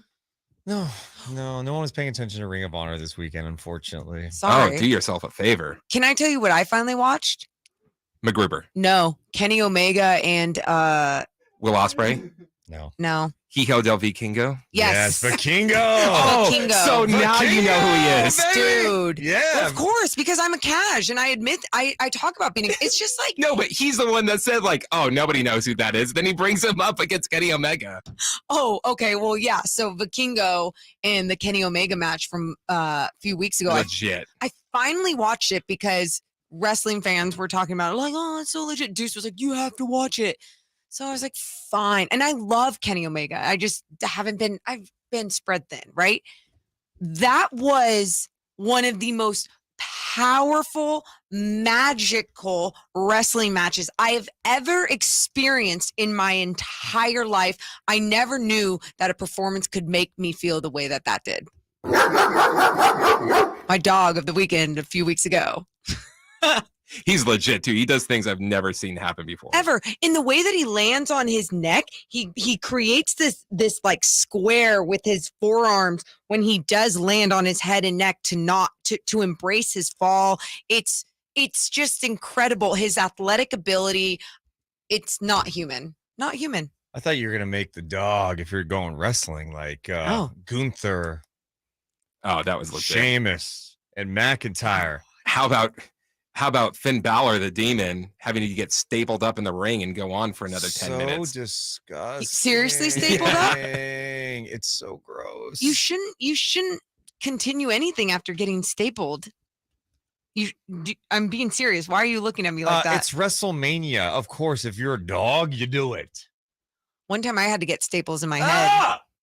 A snowboard from an ex-boyfriend. I was at his house like typing out and he had like a snowboard. Okay, so none of this, I was like expecting like 3 different things. Snowboards, okay, you're up in the snow. No, I was Why weren't you wearing a helmet? At a desk, and his snowboard was up there, and for some reason something like it was an apartment, something hit, snowboard came down on my head, and I go straight to the bed. He's like, are you okay? And I come up, blood pool everywhere. I'm like, I'm dying. And like we race off, and I just had to get 5 staples in my head. I think if the doctor was like, you need staples, I'd be like, are you putting me out? There's no chance that you're just gonna. Is that it's like a staple gun? Yeah, just a little staple gun. No, what is it? I don't remember. Yeah, it's something like that. Yeah. It should be legal. They numb you. They give you a shot in the head and numb you. Like, no. Oh, that's cool. Just give me a shot in my skull. That sounds great. You're No, such a put baby. Me out. Put me out. No, that's not how it works, Deuce. You don't just get like anesthesia anytime you want to get put out to put some staples in your head. I would be put out 100%. Oh my God. Well, it was a quick ER trip. So to be fair, Deuce probably would have passed out when he saw that he was playing. Yeah, just thinking about it makes me like very queasy. What's the worst injury you've ever suffered, Chris? The one, the calf? No. When I was 6, I was jumping on the bed with like a glass, and then I cut myself like right here, and then like it nicked an artery and just started shooting blood. No. I still remember my dad coming with a towel and just like trying to like stop the blood from hitting him in the screaming? face. Yeah, there's blood flying out. It was just like squirting. Yeah, it's just like that. Was it inside the house? Oh yeah, on the bed. Yeah. Oh my, I'm so sorry. Poor thing. That's sad. What was yours? I've never had a significant injury. Ooh, knock on wood. I broke my foot playing basketball. I didn't know. That's pretty big. No, I didn't know. You know why? I'm a dog. I kept playing, and I got home. How would your mom handle it if you were, Mom? I think I hurt my foot. How old were you? I was like 12 or 13. So you didn't sound like that. Mom, I think I hurt my foot. I think I hurt my foot. There you I'm go. trying to crack my voice. Yeah, nice. I think I hurt my foot, Mom. Yeah. What would your mom do? Oh, let me take a look at it. She would say, let me take a look at it. All right, we're going to the doctors. My loving mom would do the same thing. I took off my shoe. My mom said, "You're fine." Well, You're what fine. did it look like? It looked like not like bent the wrong way or anything, but it was definitely like swollen and it was discolored. I was like, no, like it hurts. And I'm like, I think I need to go to the doctor. And I guess we can make an appointment. And then we went the next day, and sure enough, yeah, you broke your foot. Here's a cast. Did you rub it in her face a little bit? I wish I would. That would hurt too. You take a cast. No, and rub it. no. I was talking. Oh, you're not talking about literally rubbing it in her. No, just Imagine me just taking my cast and go. Yeah, on her face. Doesn't sound good. What? She deserved it. That's deep. Terrible mom. In that situation. In that situation. Yeah, it made me feel bad. And it's like, yeah, I actually broke my foot, Mom. Are you happy? So that's like the worst injury I've ever had. I haven't had anything You guys else. probably didn't have health insurance, so she probably didn't want to take Medi-Cal. Yes. Oh, we did. okay. All right. Coming up next, we got closing time and more. It's Deuce Mo on Sac Town Sports 1140. Brooke says, I fell down the stairs and sprained my ankle in front of Dusty Baker. Ooh, that's. Oh, and in basketball, I sprained my ankle really bad. Like I felt like the inside of like my foot hit my leg. I've done every single injury in basketball. Broken skull. I guess that was snowboard. No, but there's one even I was just jumping up to grab onto the net to stretch out my arms. And I came back down and my finger got mangled in the net. And so it fractured. And like, I was just trying to practice through it and I couldn't even catch a basketball. And I was like, oh, cause it's like my finger was like tilted a different way. So the bad thing was when I went to the doctors to get it x-rayed and stuff, cause I thought it was broken. They're like, oh no, it's just sprained, but it probably would have been better if you broke it. Really? Yeah. Shoulder out of my socket. And then we were in, I think it was the old basketball, who was it? Roseville. Yeah. Where you're like upstairs. Okay. And like the locker rooms are underneath it. And they didn't have like elevators or anything like that. So, and like the stairway was really small. So they had to like carry me to the stairwell. I had to take my own self down. And then they had to carry me into my parents' car. Not ADA approved. Definitely not. Wow. Yeah, I don't know. Concussions. Lots of concussions. Have you ever done a sprained MCL in basketball? No, you know, it's not funny, but really good. I never had knee problems in basketball. Just hips. The reason I brought it up is just because basketball doesn't have a lot of knee injuries, and I'm the rare weirdo who got a knee injury. Basketball has a lot of knee. Yeah, every single teammate I've ever had sprained an or tore an ACL, sprained an MCL, all those. But it's normally like ankles, calves, I would say Achilles knees stuff. for women all the time. I remember. Interesting. Yeah, maybe not for men. I don't know. I don't know. Everyone always thought it was weird that I had a major knee injury in basketball because they're like, well, usually the knees are stronger in those cases. You know what's funny? People thought it was weird that I had a shoulder pop out and that I got concussions. That is funny. See, and it's not. It's not at all. Like that's very much basketball, and I'm very much the same height of elbows from tall people going into my face. I could see that, and yeah, it obviously you lose a tooth or something like that. It's more common, I guess, but. The other it's basketball. It happens. It's basketball. It happened to my brother when he was playing in high school. He lost his front tooth. Jeez. No. He had to wear a mouth guard after that. I just had 8 concussions. Yeah, that's less fun than the lost tooth. Yeah. One of the players that we had, he got a concussion. I'm trying to remember what it was. He got hit really bad, and our coach was like, "Do you know what day it is?" And he's like, "October." And he's like, "No, Danny, do you know what day it is?" He's like, "October." He's like, "Yeah, it's October." And it's kind of it is October. Would have been great if it was January. Dude, but that's even what happened. We had a great training staff, but I remember I got through one time I blacked out from getting hits from a back screen, and I blacked out and I came out and they tested me with that same, what day is it? And I was like, it was Wednesday, but I couldn't remember the date of no, what's the date? And they let me back in. After you failed. Yeah. Yeah.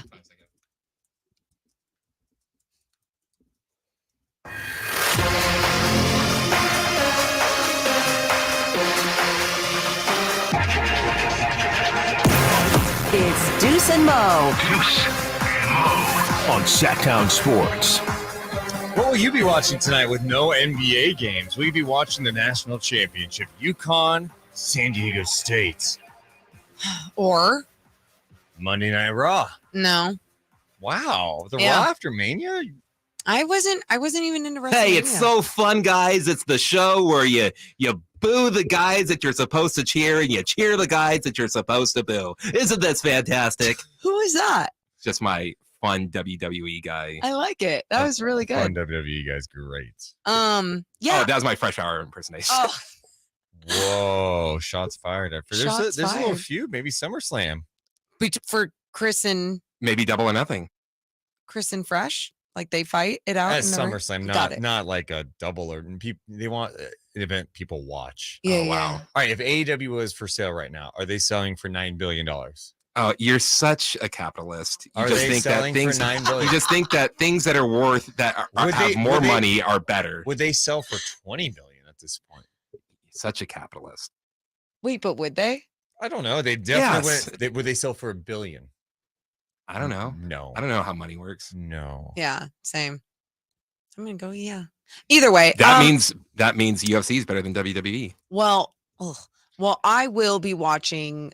Probably, I'll probably turn on some college basketball a little bit, but I'll honestly try and catch up on whatever reality television show I have I need to catch up on. You're not fired up about the national championship. Would you check in on San Diego State? You're going, hey, man. I watched the women's game yesterday, and that was fun. It was during obviously the Kings game, the beginning of it, or bleeding into it or whatever.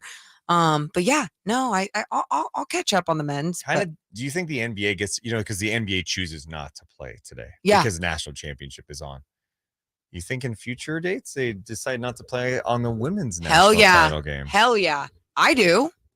I totally why do. they play games yesterday?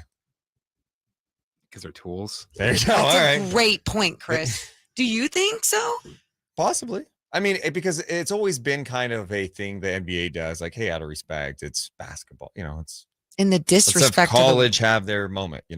I like it. Yeah. Well, hopefully that's the case because I really was excited for the women's game yesterday, but it's half work, half watching, all that. So, what are you going to watch tonight? Here's the thing. I'd probably check in on the national championship game. Okay. Because I root for the upset of San Diego State. Yeah. I check in on Raw tonight. See if who's the minor league wrestler that might be coming over? Jay White. Wow. He's coming from he might get the call up to the big leagues. Is that right? I'm going to be so happy when he becomes your favorite wrestler. How many times did that happen? When I've taken a shot at WrestleMania, I love that guy now. A lot of times. Chris Jericho was the famous one.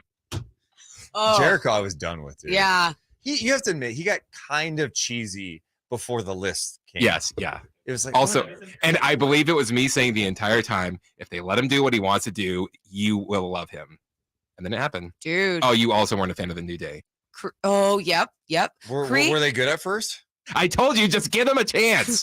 Creative freedom is, I mean, it's crazy how creative freedom can actually be the thing that ends up making companies lots and lots of money. Lots of money. Mm-hmm. How do you feel about this new UFC WWE deal, Chris? I don't like it. Really? Why? I mean, it just feels like a cash grab. Cash grab. Cash grab. I mean, like, I don't know what they're going to do with it. It's one of those things like, oh, it's worth a bunch. So now, and it's kind of like what we do. So if we can make them like us, we can make them a whole bunch of money. I don't think it's really. Do you think wrestling is bigger than ever? Because there is AEW, because there is, I mean, obviously WWE has grown in a different direction with or without Vince McMahon around, I guess. Yes. Okay. I think in general, wrestling is bigger because like pop culture combined. You have with the internet and with like you can watch New Japan, you can watch AAA, you could watch Hood Slam, AEW, Hood Slam, Ring of Honor. There's just more access than ever. You don't have to go, oh, the only thing I can watch are the ones that are on television. Yeah. You know what I mean? So you can like Chris knows a lot of these wrestlers before they become mainstream. Is that okay to say? Yeah. Mainstream. Definitely. Yeah.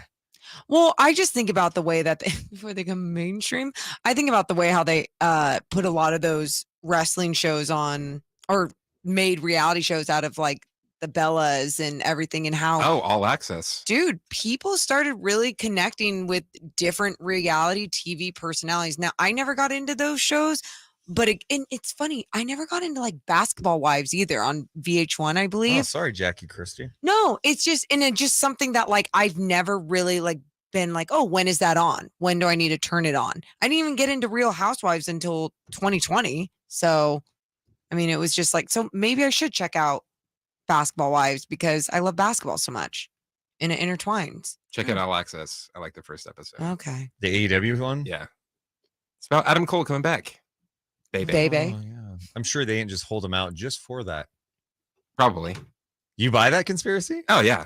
Yeah. Oh. That was such an emotional time. Oh, what better way to throw out a new reality show to replace Cody Rhodes' old reality show no one watched? Did you want to watch that show? Chris, did you? Of course I watched it. Was it good? Was it good? Huh? Was it good? I think it's like every other reality show. No, that is rude and wrong. And if you don't watch other reality shows, don't say that. It's like every other reality show that I watch. Okay, so crappy reality. That's not real reality. Not like your real reality shows that are actually real. Yeah, there's real drama and cheating and everything. So why did you point at me? I was pointing at Simone. Oh. Well, coming up at 2, Paddles and Rami. Yeah. They're going to be on. They're going to be talking about the Kings' disgusting loss last night. Look ahead what lies ahead with Kings and Pelicans and probably so much more. Nick's in today, right? No, he's not. Oh, it's Jay and Rami. Jay and Rami. And I forgot Nick was at WrestleMania. I know. Oh, do you think he has a WrestleMania hangover? Probably. Okay. Anyway, Jay and Rami, they're coming up next. Deuce and Mo, we love you, but we got to go. See ya.